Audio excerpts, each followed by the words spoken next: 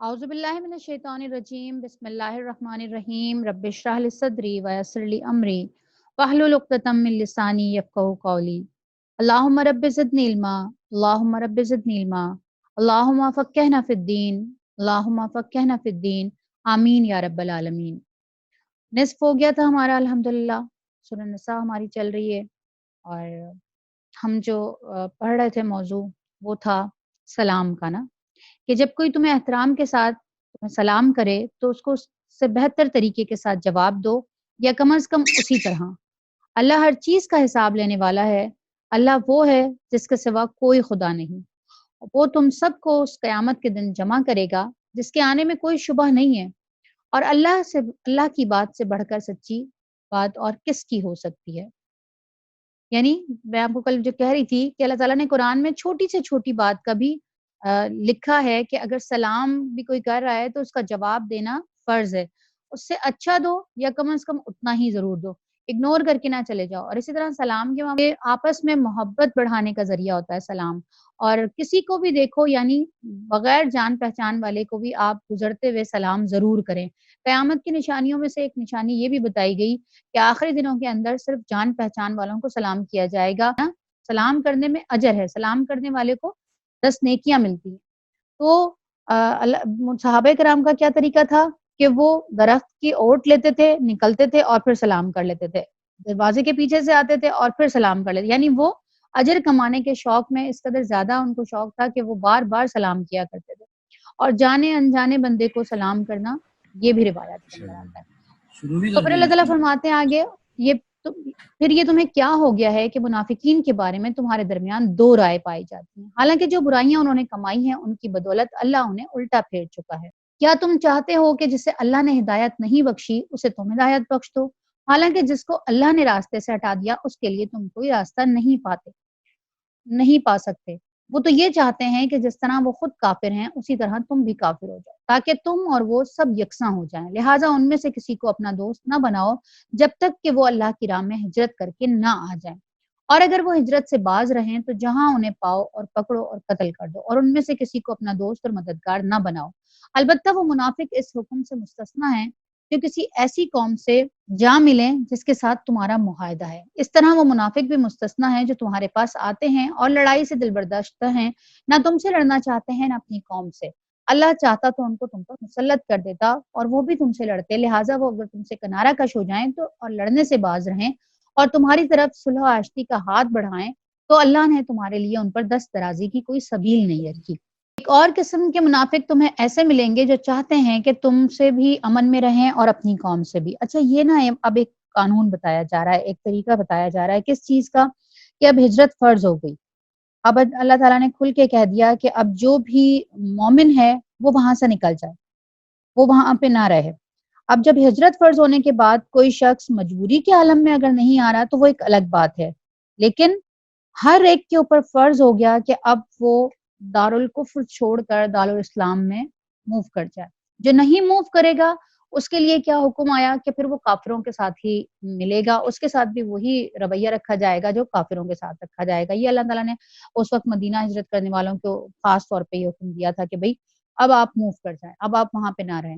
اور پھر کچھ لوگ ایسے ہیں کہ جو آپ کے ساتھ بھی لڑنا نہیں چاہتے لیکن اپنی قوم کے ساتھ بھی لڑنا نہیں چاہتے، تو وہ پھر آ کے کہتے تھے کہ یا رسول اللہ ہم وہیں رہنے دیں، لیکن ہمارا یہ وعدہ ہے کہ اگر کبھی خدا نہ خواستہ انہوں نے آپ کے ساتھ کوئی جنگ کی تو ہم ان کا ساتھ نہیں دیں گے، ہم آپ کے ساتھ بھی نہیں جنگ کریں گے، ان کے ساتھ بھی کوئی جنگ نہیں کریں گے، ہم بالکل سائڈ پہ ہو کے کھڑے ہو جائیں گے۔ تو ان کے لیے اللہ تعالیٰ کہہ رہا ہے کہ ان کو چھوڑ دو، اگر یہ تمہاری طرف صلح کا ہاتھ بڑھاتے ہیں تو ان کو چھوڑ دو، کیونکہ اللہ نے تمہارے لیے ان پر دست درازی کی کوئی سبیل نہیں رکھی۔ ایک اور قسم کے منافق تمہیں ایسے ملیں گے جو چاہتے ہیں کہ تم سے بھی امن میں رہیں اور اپنی قوم سے بھی، مگر جب کبھی فتنے کا موقع پائیں اس میں کود پڑیں گے۔ ایسے لوگ اگر تمہارے مقابلے سے باز نہ رہیں اور صلح و سلامتی تمہارے آگے پیش نہ کریں اور اپنے ہاتھ نہ روکیں تو جہاں وہ ملیں انہیں پکڑو اور مارو۔ ان پر ہاتھ اٹھانے کے لیے ہم نے تمہیں کھلی حجت دے دی، یعنی ایسے فراڈ کرنے والے جو آپ کے ساتھ چیٹ کریں، آپ کو ویسے تو بول دیں کہ ہاں ٹھیک ہے ہم آپ کے ساتھ لڑائی نہیں کریں گے، لیکن جب بھی کبھی موقع ملے ان کو تو وہ فوراً جا کے دشمنوں سے مل جائیں اور آپ کے خلاف جنگ کرنے لگیں۔ تو ایسے لوگوں کے لیے تمہیں کھلی حجت دے دی ہے، تم انہیں مارو۔ کسی مومن کا یہ کام نہیں کہ دوسرے مومن کو قتل کرے، الا یہ کہ اس سے چوک ہو جائے۔ اب قتل کے اندر نا دو چیزیں ہیں، ایک تو یہ کہ قتل بالرضا، آپ نے جان بوجھ کے قتل کیا، کسی کو دشمنی میں قتل کیا، اور ایک قتل بالخطا ہوتا ہے کہ وہ غلطی سے ہو جاتا ہے، جیسے ایکسیڈنٹ ہو گیا، یا کسی کو کوئی کہیں اور فائر کر رہا تھا اور وہاں فائر ہو گیا، کوئی شکار کر رہا تھا اور کہیں غلطی سے کسی انسان کو لگ گیا، اس کو قتل بالخطا کہا جاتا ہے، یعنی یہ غلطی سے ہو جاتا ہے۔ اور جو شخص کسی مومن کو غلطی سے قتل کرے گا تو اس کا کفارہ یہ ہے کہ ایک مومن کو غلامی سے آزاد کر دے۔ اب دیکھیں، میں نے آپ کو کل بتائی تھی نا کہ اللہ تعالیٰ نے جو یہ غلاموں اور لونڈیوں والا جو معاشرہ تھا اس کو کیسے پاک کیا۔ اب یہاں پہ اس کا کفارہ یہ بھی ہو سکتا تھا نا کہ اس کا کفارہ یہ ہے کہ اتنے اتنے پیسے دو، پیسے تو ہیں، پیسے تو مقتول کے وارثوں کو دینے پڑیں گے، لیکن جو غلطی اس نے کی ہے ایک مومن کے لیے، تو اللہ کے اوپر جو اس کا قرض ہے وہ یہ ہے کہ وہ ایک مومن غلام کو آزاد کرے، یعنی مومن غلام جو ایمان لا چکا ہو، کافر غلام نہیں بلکہ ایمان لانے والا غلام، لیکن کسی کی غلامی میں ہے، کسی نے اس کو خریدا ہوا تھا، اور اگر جس سے قتل ہوا ہے اس کے پاس خود کے پاس بھی کوئی غلام نہیں ہے تو پھر وہ کیا کرے گا، کسی اور کا مومن غلام خریدے گا اور پھر اسے آزاد کرے گا۔ تو اب آپ کو یہ بات سمجھ آ رہی ہوگی انشاءاللہ تعالیٰ کہ اللہ تعالیٰ نے کیسے لونڈی اور غلاموں کا سے اس معاشرے کو پاک کیا، یعنی بار بار ترغیب دے کر، بار بار کفارہ کے بدلے میں ادا کروا کر، بار بار اللہ نے کہا کہ کسی کی گردن کو چھڑوانا بہت اجر ہے، اور یہاں پہ اللہ کیا کہہ رہا ہے کہ ایک مومن کو غلامی سے آزاد کرے، اگر نہیں ہے تو خرید کے آزاد کرے گا، اور مقتول کے وارثوں کو خون بہا الگ دے گا، الا یہ کہ وہ خون بہا معاف کر دیں۔ ہاں اگر وہ یہ کہیں کہ نہیں ہم پیسے نہیں لیتے، ہمارا دل نہیں مانتا، یا کسی بھی وجہ سے ہمیں ضرورت نہیں ہے، یا بس ٹھیک ہے غلطی ہو گئی تھی، وہ معاف کر دیں تو الگ بات ہے، ورنہ اس کے ذمہ ہے۔ لیکن اگر وہ مسلمان مقتول کسی ایسی قوم سے تھا جس سے تمہاری دشمنی ہو تو اس کا کفارہ ایک مومن غلام آزاد کرنا ہے، اور اور اگر وہ کسی ایسی غیر مسلم قوم کا فرد تھا جس سے تمہارا معاہدہ ہوا ہو تو اس کے وارثوں کو خون بہا دیا جائے گا اور ایک مومن غلام کو آزاد کرنا ہوگا۔ پھر جو غلام نہ پائے وہ پے در پے کے 2 مہینے روزے رکھے، یعنی یہ اللہ کے خون بہا تو ادا کر دیا، اب اس کو غلام کہیں سے ملے نہیں رہا، وہ کہاں سے غلام ادا کرے، اور آج کل کے دور میں اگر ہو جائے تو آج کل کیا کیا جائے، تو ایسی صورت کے اندر جو اللہ کے ذمہ اس کا ہوگا حق، وہ یہ ہوگا کہ پھر وہ پیر در پے کے 2 مہینے روزے رکھے، یعنی مستقل 2 مہینے کے روزے رکھے گا۔ یہ اس گناہ پر اللہ سے توبہ کرنے کا طریقہ ہے کہ مجھ سے غلطی ہو گئی تھی اللہ تعالیٰ، میں آپ سے توبہ کر رہا ہوں، تو اس کا کفارہ پھر یہ ادا کرنا پڑے گا، اور اللہ علیم اور دانا ہے۔ یاد رکھیے کہ جب اللہ تعالیٰ کسی بھی آیت کے آخر میں اپنی کوئی صفات بیان کرتا ہے تو وہ آیات سے لازمی جو آیات میں بیان کیا گیا ہوتا ہے مضمون، اس کے ساتھ ریلیٹ کر رہی ہوتی ہیں وہ صفات، یہ ہمیشہ یاد رکھیے گا، نوٹ کیجئے گا۔ اب یہاں پہ بھی اللہ تعالیٰ نے کیا کہا، ساری بیان کرنے کے بعد اللہ نے کہا تم اگر یہ سمجھ رہے ہو کہ تمہارے لیے کوئی مشکل ہے اور اس کے اندر کچھ تمہاری مرضی کے بغیر اللہ تعالیٰ نے کوئی قانون دے دیا ہے، اس سے تھوڑا سا ہٹ کے دے دیا ہے، تو تم یہ یقین رکھو کہ اللہ علیم بھی ہے، جاننے والا بھی ہے، اور دانا بھی ہے، حکیم بھی ہے، وہ بہت حکمت کے ساتھ چلتا ہے، تو اس نے یہ جو قانون دیا ہے یہ بڑی حکمت کے ساتھ دیا ہے، علم رکھنے کے بعد دیا ہے۔ رہا وہ شخص جو کسی مومن کو جان بوجھ کر قتل کرے تو اس کی جزا جہنم ہے جہاں وہ ہمیشہ رہے گا۔ یاد رکھیے اللہ نے کیا کہا کہ ایک انسان کو قتل کرنا پوری انسانیت کو قتل کرنے کے برابر ہے نا، اور مومن کو قتل کرنے کا تو جو بدلہ ہے وہ یہ ہے کہ قیامت کے دن اللہ اس کو جہنم میں ڈالے گا اور وہ ہمیشہ رہے گا، اس پر اللہ کا غضب اور اس کی لعنت ہے، اللہ نے اس کے لیے سخت عذاب مہیا کر رکھا ہے۔ اے لوگوں جو ایمان لائے ہو، جب تم اللہ کی راہ میں جہاد کے لیے نکلو تو دوست اور دشمن کی میں تمیز کرو، اور جو تمہاری طرف سلام سے تقدیم کرے یعنی بڑھ کر تمہیں سلام کرے اسے فوراً نہ کہہ دو کہ تم مومن نہیں ہے۔ اگر تم دنیاوی فائدے کے چاہتے ہو تو اللہ کے پاس تمہارے لیے بہت سے اموال غنیمت ہیں، آخر اسی حالت میں تو تم خود بھی تو کچھ اس سے پہلے مبتلا رہ چکے ہو، پھر اللہ نے تم پر احسان کیا، لہٰذا تحقیق سے کام لو، جو کچھ تم کرتے ہو اللہ اس سے باخبر ہے۔ اچھا ہوا کیا کہ اب یہ معاشرہ ایسا تھا کہ پتہ نہیں چل رہا تھا نا، ماحول ایسا بن گیا تھا کہ بہت سارے لوگ مسلمان ہو رہے تھے اور لگتا تھا کہ بظاہر لگتا تھا کہ ہاں یہ کافر ہیں، لیکن جیسے ہی ان کے اوپر ان کو پکڑا جاتا تھا یا ان کو کیونکہ اب حکم ہو گیا کہ جہاں ان کو پکڑو ان کو مارو، یا تو ان کو بھگا دو یا ان کو مارو، کافروں کو، کافر اب یہاں نہیں رہنا چاہیے۔ تو کیا ہوا کہ پہرا جب رات کو دے رہے ہوا کرتے تھے تو دن میں تو ان کو پتا ہوتا تھا کہ یہ کافر ہیں، اب جب رات کو کہیں کوئی ایسا شخص مل جاتا تھا جو ان کو جس پہ شبہ ہوتا تھا کہ بھئی یہ کافر ہے، تو جیسے ہی اس کے پاس جاتے تھے تو وہ فوراً سلام کر دیتا تھا کہ السلام علیکم، یا کلمہ پڑھ دیتا تھا۔ تو اب ان لوگوں کو تو شک ہوتا تھا کہ یہ کہتے تھے کہ انہوں نے جو ہے سلام اس وجہ سے کیا ہے یا کلمہ اس وجہ سے پڑھا ہے کہ یہ اپنی جان بچانا چاہتے ہیں۔ تو اس کے اوپر اللہ تعالیٰ کہہ رہا ہے کہ دشمن اور دوست میں تمیز کر لیا کرو، اور اگر کوئی تم سے بڑھ کر فوراً تمہیں سلام کرتا ہے، اٹس مین کہ وہ یہ بتانا چاہ رہا ہے کہ میں مسلمان ہو گیا ہوں، تمہارے علم میں نہیں ہے لیکن میں مسلمان ہو گیا ہوں، تو تم اس کو مت مارو، پھر تم رک جاؤ۔ اسی طرح کا ایک واقعہ ہوا تھا کہ حضرت اسامہ جو تھے، حضرت زید بن حارثہ کے بیٹے، وہ ان کے ساتھ بھی یہ معاملہ ہوا تھا کہ وہ کسی کافر کے اوپر انہوں نے قابو پا لیا، اور جب اس کو قتل کرنے لگے تو ایک دم اس نے کلمہ پڑھ لیا اور اس نے کہا کہ میں ایمان لے کر آیا اور لا الہ الا اللہ محمد رسول اللہ۔ تو حضرت اسامہ نے اس کے باوجود ان کو قتل کر دیا۔ تو جب اللہ کے رسول صلی اللہ علیہ وسلم کے سامنے یہ بات آئی تو اللہ کے رسول نے کہا کہ اسامہ تم نے کیوں قتل کیا؟ جب اس نے کلمہ پڑھ لیا تھا تو پھر تم نے کیوں قتل کیا؟ تو حضرت اسامہ کہنے لگے کہ یا رسول اللہ اس نے اپنی جان بچانے کے لیے کلمہ پڑھا تھا۔ تو اللہ کے رسول صلی اللہ علیہ وسلم سخت خفا ہوئے اور آپ نے 3 بار یہ الفاظ ادا کیے کہ اسامہ تو نے اس کا دل چیر کے دیکھا تھا؟ یعنی تم نے کیسے یہ بات سوچ لی کہ اس نے اپنی جان بچانے کے لیے کلمہ پڑھا تھا؟ تم نے اس کا دل چیر کے دیکھا تھا۔ اور پھر اللہ کے رسول نے کہا اور اگر قیامت کے دن اس کا یہ کلمہ آ کے کھڑا ہو گیا تو تم کیسے بچو گے؟ تو حضرت اسامہ بہت روئے اور بڑے ہی نادم ہوئے، اور بار بار یہی کہتے جاتے تھے کہ کاش کہ میں آج کے بعد مسلمان ہوا ہوتا تو میری یہ خطا بھی معاف ہو جاتی۔ بار بار وہ یہی کہتے تھے کہ آج کے بعد میں اسلام لے کر آیا ہوتا تو میری یہ بہت بڑی خطا تھی کہ میں نے کسی کو کلمہ پڑھنے کے باوجود قتل کر دیا۔ تو یہاں پہ اس کے بارے میں اللہ تعالیٰ کہتا ہے کہ تم یہ بھی تو سوچا کرو کہ تم بھی تو تھوڑے عرصے پہلے اسی حالت میں رہ چکے ہو، پھر اللہ نے تم پر احسان کیا کہ تم ایمان لے آئے، تو اس لیے ذرا تحقیق سے کام لو، جو کچھ تم کرتے ہو اللہ اس سے باخبر ہے۔ مسلمانوں میں وہ لوگ جو کسی معذوری کے بغیر گھر میں بیٹھے رہتے ہیں اور وہ جو اللہ کی راہ میں جان اور مال سے جہاد کرتے ہیں، دونوں کی حیثیت یکساں نہیں ہے۔ اللہ نے بیٹھنے والوں کی بنسبت جان اور مال سے جہاد کرنے والوں کا درجہ بڑھا رکھا ہے، اگرچہ ہر ایک کے لیے اللہ نے بھلائی ہی کا وعدہ فرمایا ہے، مگر اس کے ہاں مجاہدوں کی خدمت کا معاوضہ بیٹھنے والوں سے بہت زیادہ ہے۔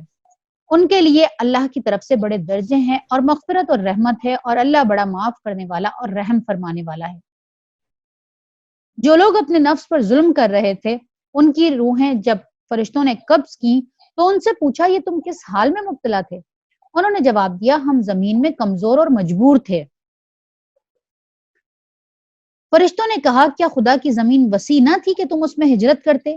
یہ وہ لوگ ہیں جن کا ٹھکانہ جہنم ہے اور بڑا ہی برا ٹھکانہ ہے۔ ہاں، جو مرد اور عورتیں اور بچے واقعی بے بس ہیں اور نکلنے کا کوئی راستہ اور ذریعہ نہیں پاتے، بعید نہیں کہ اللہ انہیں معاف کر دے۔ اللہ بڑا معاف کرنے والا ہے اور درگزر کرنے والا ہے، اور جو کوئی اللہ کی راہ میں ہجرت کرے گا وہ زمین میں پناہ لینے کے لیے بہت جگہ اور بسر اوقات کے لیے بڑی گنجائش پائے گا۔ یہاں پہ ایک قانون بنایا گیا، کیا بتایا گیا کہ اللہ تعالیٰ فرما رہا ہے کہ اگر تمہیں کہیں پہ دین پہ عمل کرنے میں مشکل پیش آ رہی ہو، کسی دارالکفر میں تم رہ رہے ہو اور وہاں پہ تمہارے اوپر بہت ظلم کیا جا رہا ہے، بہت تکلیفوں میں ہے، تو تم وہاں سے موو کر جاؤ۔ تم اپنے آپ کو اس جگہ کے اندر جان بوجھ کے اس مصیبت میں مت ڈالے رکھو کہ نہیں یہ تو میری زمین ہے، میں کیسے چھوڑ کے جا سکتا ہوں، یا یہاں سے تو ہمارے آبا و اجداد رہتے تھے، ہم کیسے چھوڑ کے جا سکتے ہیں۔ جب بھی تمہیں موقع ملے تم اس دارالکفر میں سے نکل جاؤ۔ ہاں، اللہ یہ کہ کوئی عورتیں ہیں، بچے ہیں، بہت ہی بے بس ہیں، نکلنے کا بھی کوئی راستہ نہیں پاتے، چاہنے کے باوجود بھی نہیں نکل پاتے، تو ان کے لیے معافی ہے۔ لیکن اگر کوئی جان بوجھ کے اس جگہ پہ رہتا ہے اور نہیں نکلتا تو پھر اس کے لیے سخت احکامات ہیں۔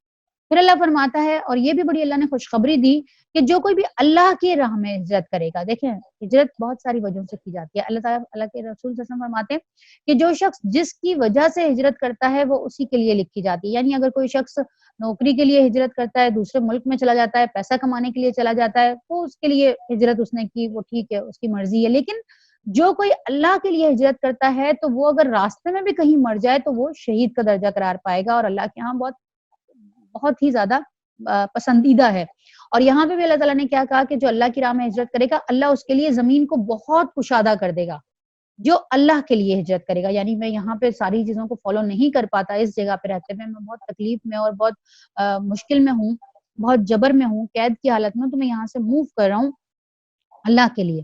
اور جو اپنے گھر سے اللہ اور رسول کی طرف ہجرت کے لیے نکلے گا، پھر راستے میں ہی اسے موت آ جائے تو اس کا اجر اللہ کے ذمہ واجب ہو گیا، یعنی اللہ کے ہاں پھر وہ واجب ہو گیا کہ اللہ اس کو قبول کر لے۔ اللہ بہت بخشش فرمانے والا اور رحیم ہے۔ اور جب تم لوگ سفر کے لیے نکلو تو کوئی مذائقہ نہیں اگر نماز کو مختصر کر لو، خصوصاً جب کہ تمہیں اندیشہ ہو کہ کافر تمہیں ستائیں گے، کیونکہ وہ کھلم کھلا تمہاری دشمنی پر تلے ہوئے ہیں۔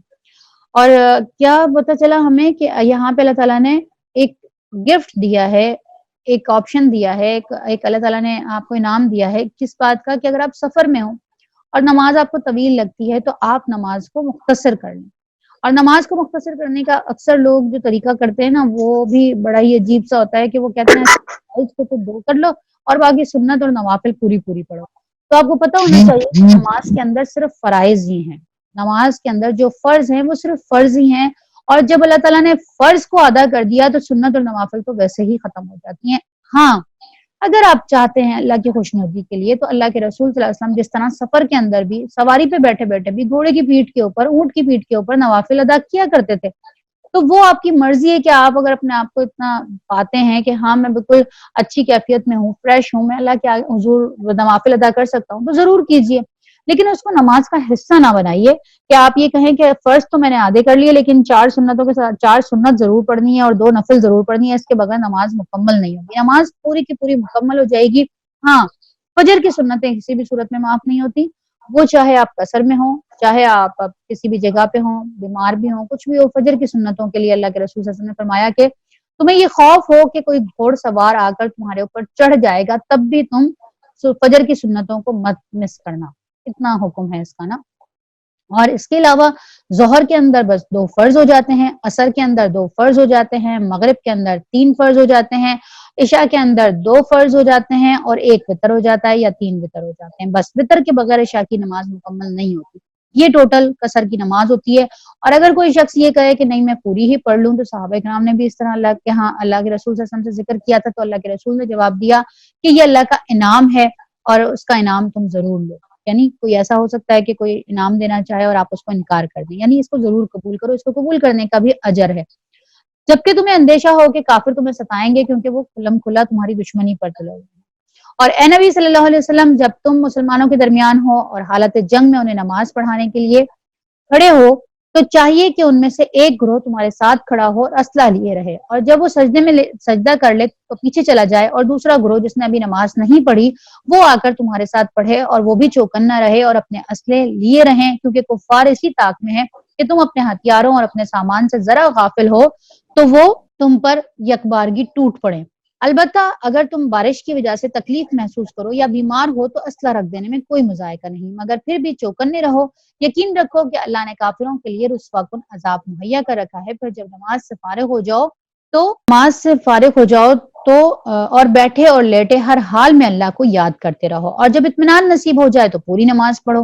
نماز در حقیقت ایسا فرض ہے جو پابندی وقت کے ساتھ اہل ایمان پہ لازم کیا گیا۔ اب اس کو ذرا سمجھیے گا کہ نماز صرف فرض نہیں ہے بلکہ پابندی کے ساتھ فرض ہے، اوقات کی پابندی کے ساتھ۔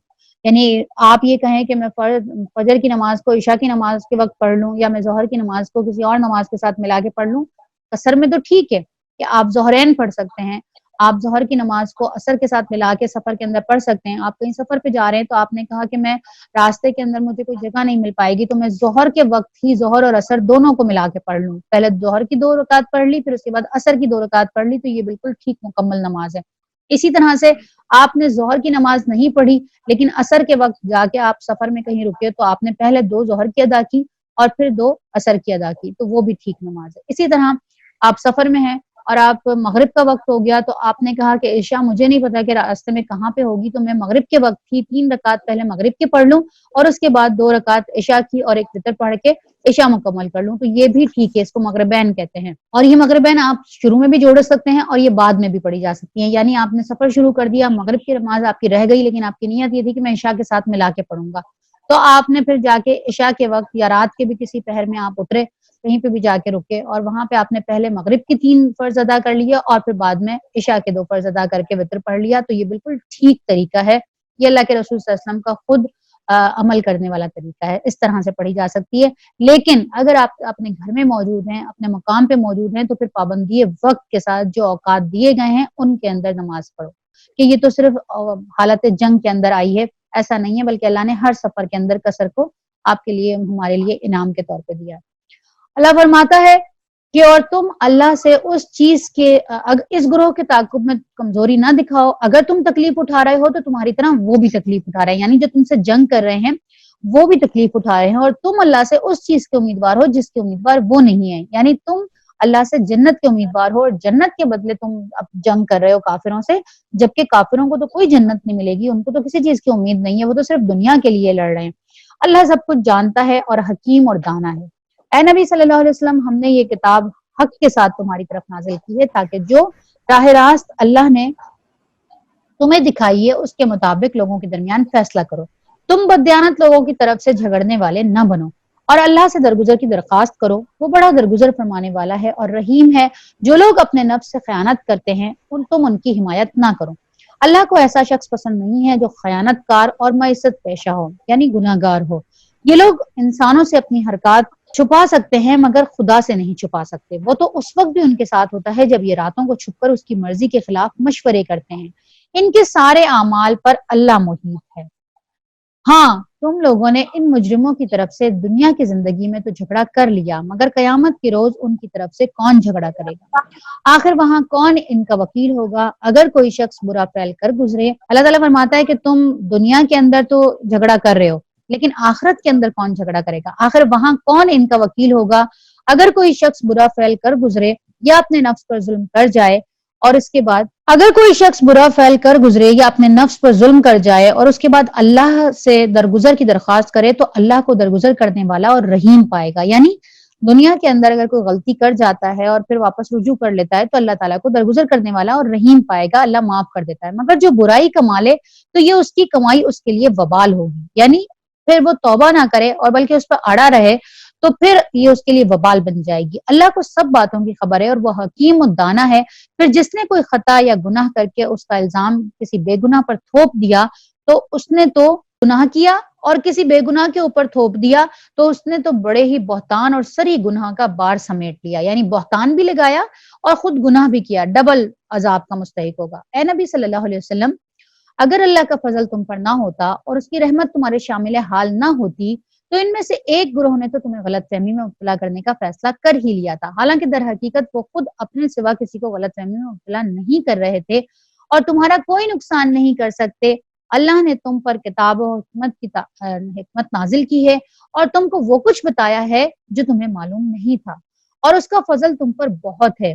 لوگوں کی خفیہ سرگوشیوں میں اکثر و بیشتر کوئی بھلائی نہیں ہوتی، ہاں اگر کوئی پوشیدہ طور پر صدقہ اور خیرات کی تلقین کرے یا کسی نیک کام کے لیے یا لوگوں کے معاملات میں اصلاح کرنے کے لیے کسی سے کچھ کہے تو یہ البتہ بھلی بات ہے، اور جو کوئی اللہ کی رضا جوئی کے لیے ایسا کرے گا اسے ہم بڑا اجر عطا کریں گے، مگر جو شخص رسول کی مخالفت پر کمر بستہ ہو، اہل ایمان کی روش کے سوا کسی اور روش پر چلے در حالانکہ اس پر راہ راست واضح ہو چکی ہے تو اس کو ہم اسی طرف چلائیں گے جدھر وہ خود پھر گیا، اور اسے پھر جہنم میں جھونکیں گے جو بدترین جائے قرار ہے۔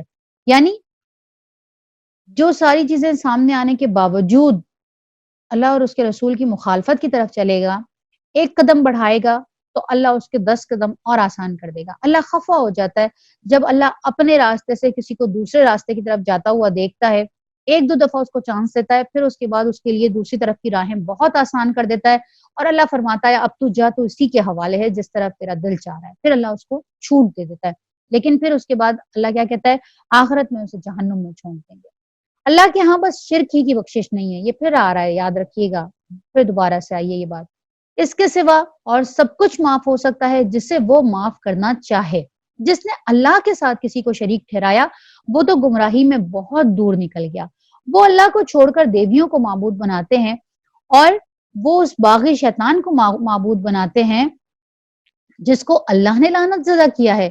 یعنی اللہ تعالیٰ نے شیطان کو کیا کہا تھا کہ تو مردود ہو گیا، تو دفع ہو جا، دھتکارا ہوا ہے، لعنت زدہ ہے، تجھ پر لعنت ہے۔ اللہ کہتا ہے سارے دنیا والوں کی، سارے فرشتوں کی، سارے نبیوں کی اور خود اللہ کی لعنت ہے ایسے لوگوں کے اوپر، شیطان کے اوپر، اس کے ساتھیوں کے اوپر۔ تو اللہ کیا کہتا ہے کہ جس کو اللہ نے لعنت زدہ کر دیا اور وہ اس شیطان کی اطاعت کر رہے ہیں جس نے اللہ سے یہ کہا تھا۔ اب اس کو غور سے سنیے گا، یہ بڑی اہم بات ہے، یہ اللہ کے اور شیطان کے درمیان ایک مکالمہ ہوا تھا، چیلنج ہوا تھا دونوں کے درمیان، جب اللہ تعالیٰ نے اس کو کہا کہ بس ٹھیک ہے اب تو دفع ہو جا یہاں سے، اور تو نے میرا انکار کیا ہے، تو نے میرا حکم نہیں مانا، تو میں اب تجھے نہیں چھوڑوں گا۔ تو اس نے اس وقت اللہ سے کہا کہ اس آدم کی وجہ سے تو مجھے دھتکار رہا ہے نا، ورنہ تو میں تیرا بہت ہی منظور نظر تھا، میں تو آسمانوں پہ رہتا تھا، جنت میں رہتا تھا، فرشتوں کے ساتھ رہتا تھا۔ اس آدم کی وجہ سے میں پھٹکار مجھ پہ پڑی، اس آدم کی وجہ سے مجھے دھتکارا گیا، تو اب مجھے تو اتنی مہلت دے دے کہ میں قیامت تک زندہ رہوں، اور میرا اتنا اختیار دے دے کہ میں اس کی پوری نسل کی بےخنی کر دوں گا، اکھاڑ کے رکھ دوں گا اس کی پوری نسل، جس کی وجہ سے اس کے ذہن میں یہ تکبر تھا کہ میں چونکہ آگ سے بنا ہوا ہوں، میں برتر ہوں، تو میں اس کو سجدہ نہیں کروں، اور اب اگر مجھے دھتکارا گیا ہے تو وہ اس کی وجہ سے، یعنی کسی اور پر اپنے نافرمانی کا الزام رکھ دینا، وہ پھر اپنے گناہ پر جما دینا۔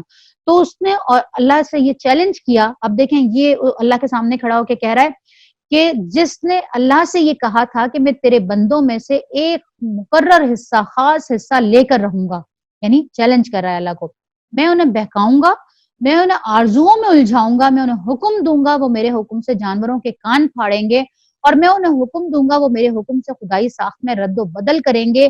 اس شیطان کو جس نے اللہ کے بجائے اپنا ولی اور سرپرست بنا لیا، وہ صریحاً نقصان میں پڑ گیا۔ اب دیکھیں اس نے اللہ کو کیا کہا، میں تیری بنائی ہوئی چیزوں کے اندر تبدیلی کروا دوں گا، تو نے جو کچھ بنایا ہے میں لوگوں کو کہوں گا یہ پرفیکٹ نہیں ہے، آؤ میں تمہیں بتاتا ہوں اس سے اچھا بنا جا سکتا ہے۔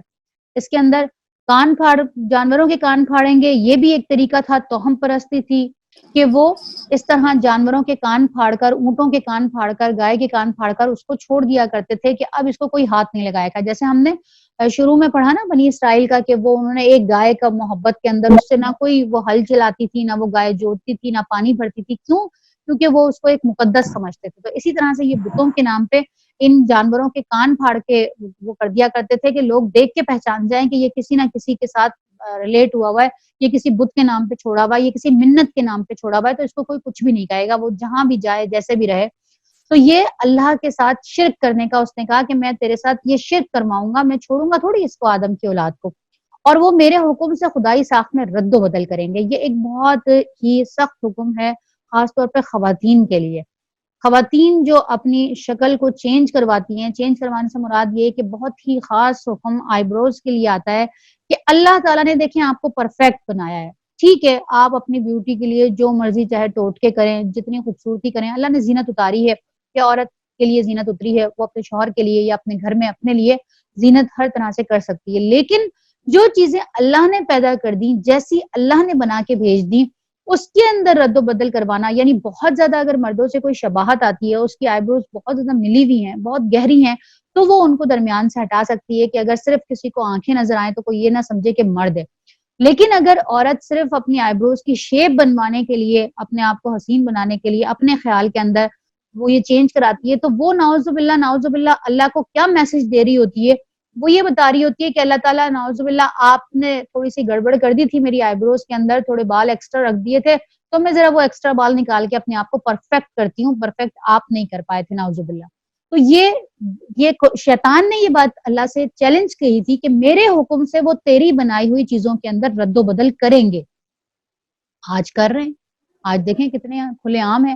اور آئی بروز کے بارے میں تو خاص طور پہ احادیث کے اندر آتا ہے 4 چیزوں کے بارے میں کہ اللہ کے رسول صلی اللہ علیہ وسلم نے فرمایا کہ بھووں کے بال نچوانے والی اور نوچنے والی، یعنی آئی بروز بنانے والی اور بنوانے والی، ٹیٹوز بنانے والی اور بنوانے والی، اور نقلی بال لگانے والی اور لگوانے والی، دونوں، اور اسی طرح سے دانتوں کے درمیان اس زمانے میں فیشن ہوا کرتا تھا کہ دانتوں کے درمیان گیپ کروا کے وہ اس کو خوبصورتی کا حصہ سمجھتے تھے، تو یہ کروانے والی، ان 4 عورتیں کروانے والی اور 4 کرنے والی، یعنی ان 8 عورتوں کے اوپر اللہ کی اور اس کے رسول کی لعنت قرار دی گئی۔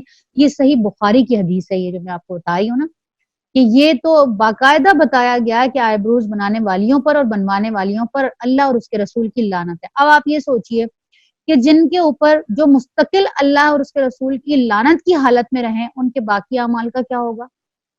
تو یہ کوئی چھوٹی سی بات نہیں ہے کہ آئی بروز بنوا لینا اور اپنے آپ کو پرفیکٹ بنا لینا، خوبصورت، ٹھیک ہے باقی چیزیں یہاں پہ کریں، لیکن جو ساخت اللہ نے بنا دی، جو جتنی چیزیں اللہ نے رکھ دی، ان کے اندر چینجنگ مت کریں۔ ہاں ویکس کے بارے میں کچھ لوگ سوال کرتے ہیں، تو وہ چیزیں کہ جن کے اندر مردوں کی شباہت آتی ہے، ہاتھوں کے اوپر بہت زیادہ بال ہیں یا پیروں کے اوپر بہت زیادہ بال ہیں، تو اس کے اندر علماء کرام کا یہ ہے کہ ہاں ٹھیک ہے وہ صاف کیے جا سکتے ہیں، لیکن آئی بروز کے بارے میں تو باقاعدہ حدیث ہے صحیح بخاری کی، تو اس کے لیے تو ذرا بہت ہی غور سے دیکھ بھال کے کچھ کرنا چاہیے۔ پھر اللہ فرماتا ہے کہ وہ اس نے شیطان نے یہ کہا، اس شیطان کو یعنی جس شیطان نے یہ سارے چیلنج دیے تھے، اس شیطان کو جس نے اللہ کے بجائے اپنا ولی اور سرپرست بنا لیا، وہ تو پھر ساری نقصان میں پڑ گیا۔ اور شیطان ان لوگوں سے کیا وعدے کرتا ہے وہ انہیں امیدیں دلاتا ہے، مگر شیطان کے سارے وعدے بجز فریب کے اور کچھ بھی نہیں ہے۔ ان لوگوں کا ٹھکانہ جہنم ہے جس سے خلاصی کی کوئی صورت یہ نہیں پائیں گے۔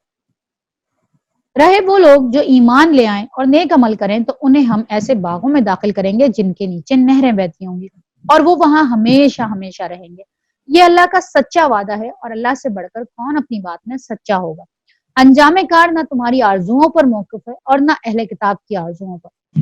جو بھی برائی کرے گا وہ اس کا پھل پائے گا۔ اچھا، اس کے جواب میں نا جب یہ مکالمہ ہوا تھا تو اس کے جواب میں آگے آئے گا، اللہ تعالیٰ ٹکڑوں میں بیان کرتے ہیں، کہیں پہ ایک بات بتاتے ہیں، کہیں پہ دوسری بات بتاتے ہیں ترغیب دلانے کے لیے۔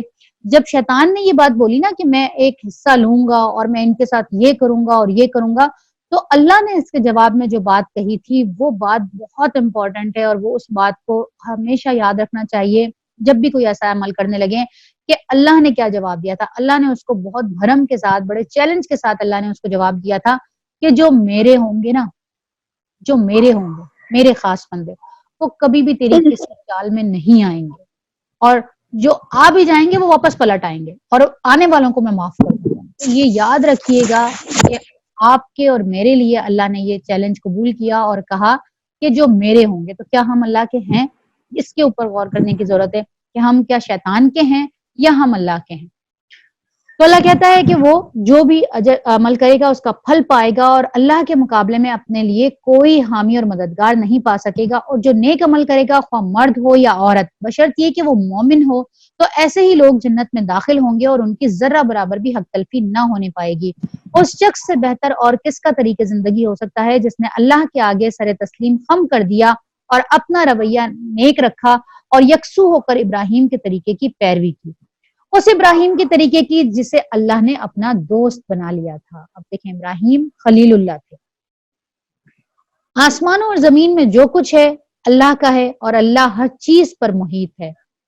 لوگ تم سے عورتوں کے معاملے میں فتویٰ پوچھتے ہیں، کہو اللہ تمہیں ان کے معاملے میں فتویٰ دیتا ہے اور ساتھ ہی وہ احکام بھی یاد دلاتا ہے جو پہلے سے تم کو اس کتاب میں سنائے جا رہے ہیں، یعنی وہ احکام جو ان یتیم لڑکیوں کے متعلق ہیں جن کے حق تم ادا نہیں کرتے اور جن کے نکاح کرنے سے تم باز رہتے ہو یا لالچ کی بنا پر تم خود ان سے نکاح کر لینا چاہتے ہو، اور وہ احکام جو ان بچوں کے متعلق ہیں جو بیچارے کوئی زور نہیں رکھتے۔ اللہ تمہیں ہدایت کرتا ہے کہ یتیموں کے ساتھ انصاف پر قائم رہو، اور جو بھلائی بھی تم کرو گے وہ اللہ کے علم سے چھپی نہیں رہے گی۔ جب کسی عورت کو اپنے شوہر سے بدسلوکی یا بے رخی کا خطرہ ہو تو کوئی مذائقہ نہیں اگر میاں بیوی کچھ حقوق کی کمی بیشی پر آپس میں صلح کر لیں۔ صلح بہتر ہے، نفس تنگی دل کی طرف جلدی مائل ہو جاتے ہیں، لیکن اگر تم لوگ احسان سے پیش آؤ اور خدا ترسی سے کام لو تو یقین رکھو کہ اللہ تمہارے طرز عمل سے بے خبر نہ ہوگا۔ یعنی یہاں پہ کوئی عورت اگر یہ سمجھتی ہے کہ میرا شوہر مجھ سے بالکل ہی بے رخی کر رہا ہے اور بالکل میری طرف توجہ نہیں کرتا، اور وہ یہ سوچتی ہے کہ اس کا یہ خیال ہے کہ شوہر طلاق دینے والا ہے، اچھا شوہر طلاق دے دے گا تو پھر میں کہاں جاؤں گی، میں کیا کروں گی، بہت سارے سوالات اس کے ذہن میں۔ تو اللہ تعالیٰ یہاں پہ ایک آپشن دیتا ہے کہ پھر تم آپس میں بیٹھ کے طے کر لو کچھ حقوق کی کمی بیشی کے اوپر، کہ تم عورت کہے کہ ٹھیک ہے میں اپنے یہ اور یہ حقوق معاف کرتی ہوں، لیکن میں جس گھر میں رہتی ہوں مجھے اس گھر میں ہی رہنے دیا جائے، یا میرے ساتھ جو میرا جو نان نفقہ ہے وہ اٹھاتا رہے، آپس کے اندر جو بھی میوچل انڈرسٹینڈنگ سے۔ اللہ کہتا ہے کہ تنگی دل کی طرف دل جو ہے وہ جلدی مائل ہو جاتا ہے، تم کوشش کرو کہ احسان کا رویہ اختیار کرو اور آپس میں خود طے کر لو کہ تم نے کس طرح سے رہنا ہے، اور بیویوں کے درمیان پورا عدل کرنا تمہارے بس میں نہیں ہے۔ یعنی یہ والا جب حکم آیا کہ تم ان کے درمیان عدل کرو تو پھر اللہ کے رسول صلی اللہ علیہ وسلم بھی خوفزدہ ہو گئے، اور اللہ کے رسول کہنے لگے اللہ میرے تو بس میں نہیں ہے، یعنی ایسا کیسے ہو سکتا ہے کہ میں میرے پاس جو بیویاں ہیں ان کے اندر میں ویسے تو ایکول تو کر سکتا ہوں کہ میں ایک کے لیے ایک چیز لے کر آیا تو دوسرے کے لیے بھی دوسری چیز لے کر آیا، لیکن میرے دل میں جو ایک محبت ہے وہ محبت میں سب سے برابر کیسے کر سکتا ہوں؟ تو اس کے اوپر وہ خود بھی ڈر گئے، صحابہ کرام بھی خوف زدہ. اب وہ ہماری طرح تھوڑی تھی کہ بس قرآن پڑھا اور پڑھ کے گزر گئے، وہ تو ہر آیت کو اپنے اوپر امپلیمنٹ کیا کرتے تھے، سوچا کرتے تھے. تو وہ خوف زدہ ہو گئے صحابہ کرام کہ یہ کیا ہوا، اتنا سخت اس کی پکڑ ہے کہ آدھے دھڑ کے ساتھ اس مرد کو لایا جائے گا جو بیویوں کے سامنے عدل نہیں کر سکا. تو انہوں نے یہ سمجھا کہ شاید دل کی کیفیت بھی سیم ہونی چاہیے. تو اس کے اوپر پھر یہ خود حضرت اللہ کے رسول صلی اللہ علیہ وسلم نے کہا کہ اللہ تعالیٰ میں اپنے دل کی کیفیت کے اوپر میرا کنٹرول نہیں ہے، مطلب مجھے عائشہ سے زیادہ محبت ہے، ٹھیک ہے، میں اپنی باقی بیویوں کے ساتھ بھی کوئی زیادتی نہیں کرتا، ان کا بھی حق کہیں کسی طرح سے بھی کمی نہیں کرتا، لیکن میں دل کی کیفیت دل میرا ذرا عائشہ کی طرف زیادہ ہے. تو اس کے اوپر پھر یہ آیت اتری کہ بیویوں کے درمیان پورا عدل کرنا تمہارے بس میں نہیں، یعنی تمہارے دل کی کیفیت تمہارے بس میں نہیں ہے. ایک انسان کسی سے زیادہ محبت کرتا ہے، کسی سے کم کرتا ہے، وہ اس کے اختیار میں نہیں ہے، وہ کیسے کرے گا؟ تم چاہو بھی تو اس پر قادر نہیں ہو سکتے. لہٰذا قانون الہی کا منشا یہ ہے، یعنی قانون اس لیے بنایا گیا ہے کہ یہ پورا کرنے کے لیے یہ کافی ہے کہ ایک بیوی کی طرف اس طرح سے نہ جھک جاؤ کہ دوسری کو ادھر لڑکتا چھوڑ دو. یعنی اگر تم نے دوسری شادی کی ہے، دوسری تیسری چوتھی جتنی بھی تمہاری بیویاں ہیں، تو تم یہ نہ کرو کہ پہلی بیوی کو اب تم بالکل ہی لڑکتا ہوا چھوڑ دو اور اس کی تم خیر خبر ہی نہ لو، اس کے بچوں کو تم پوچھو ہی نہ، یا اگر کبھی جاؤ بھی تو بس جھانک کے اور لڑائی اور فساد کر کے ہی آ جاؤ، اس لیے کہ تمہیں دوسری طرف سب کچھ بہت اچھا مل رہا ہے. تو یہ نہ کرو. دل کی کیفیت کی بات الگ ہے، لیکن جو معاملات تمہارے اختیار میں ہیں کم از کم ان کے اندر تم ضرور عدل کرو.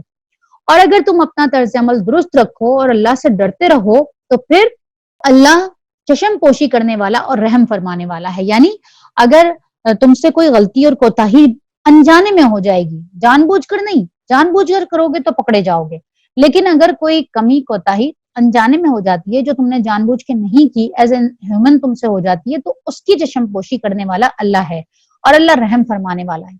لیکن اگر زوجین ایک دوسرے سے الگ ہی ہو جائیں، بات یہ ہے کہ نہیں نبھ رہی، نہیں بن پا رہی، آپس میں الگ ہی ہونا قرار پایا ہے، تو پھر اللہ اپنی وسیع قدرت سے ہر ایک کو دوسرے کی محتاجی سے بے نیاز کر دے گا. اس آیت کو سمجھ لیں کہ یہ آیت عورت کے لیے بھی مرد کے لیے بھی بہت ہی توکل والی آیت ہے. اور اس بے یقینی کی وجہ سے بہت ساری عورتیں اپنی زندگیاں تباہ کر دیتی ہیں، صرف اس خوف سے کہ اچھا اگر اس شوہر کو چھوڑ دیا جو مارتا ہے پیٹتا ہے. ابھی کل بھی میں کسی گروپ کے اندر پڑھ رہی تھی فیس بک کے اوپر کہ کسی نے لکھا ہوا تھا کہ میری ایک دوست ہے اور اس کا شوہر اس کو بہت بری طرح سے مارتا پیٹتا ہے، اور پھر اس کے بعد وہ معافیا مانگ لیتا ہے، اور وہ لڑکی بالکل نفسیاتی مریض ہو گئی ہے 1 سال کے اندر اندر. جبکہ تو اب ایسی صورت کے اندر کہ جب وہ بہت بری طرح سے زیادتی اور ظلم کرتا ہو، تو ہمارے ہاں عام طور پہ کیا رویہ دیکھا گیا ہے کہ لڑکی کو یہ کہتے ہیں کہ نہیں پھر تم کہاں جاؤ گی، تمہارے لیے کون سی جگہ ہے، تمہیں کون سنبھالے گا،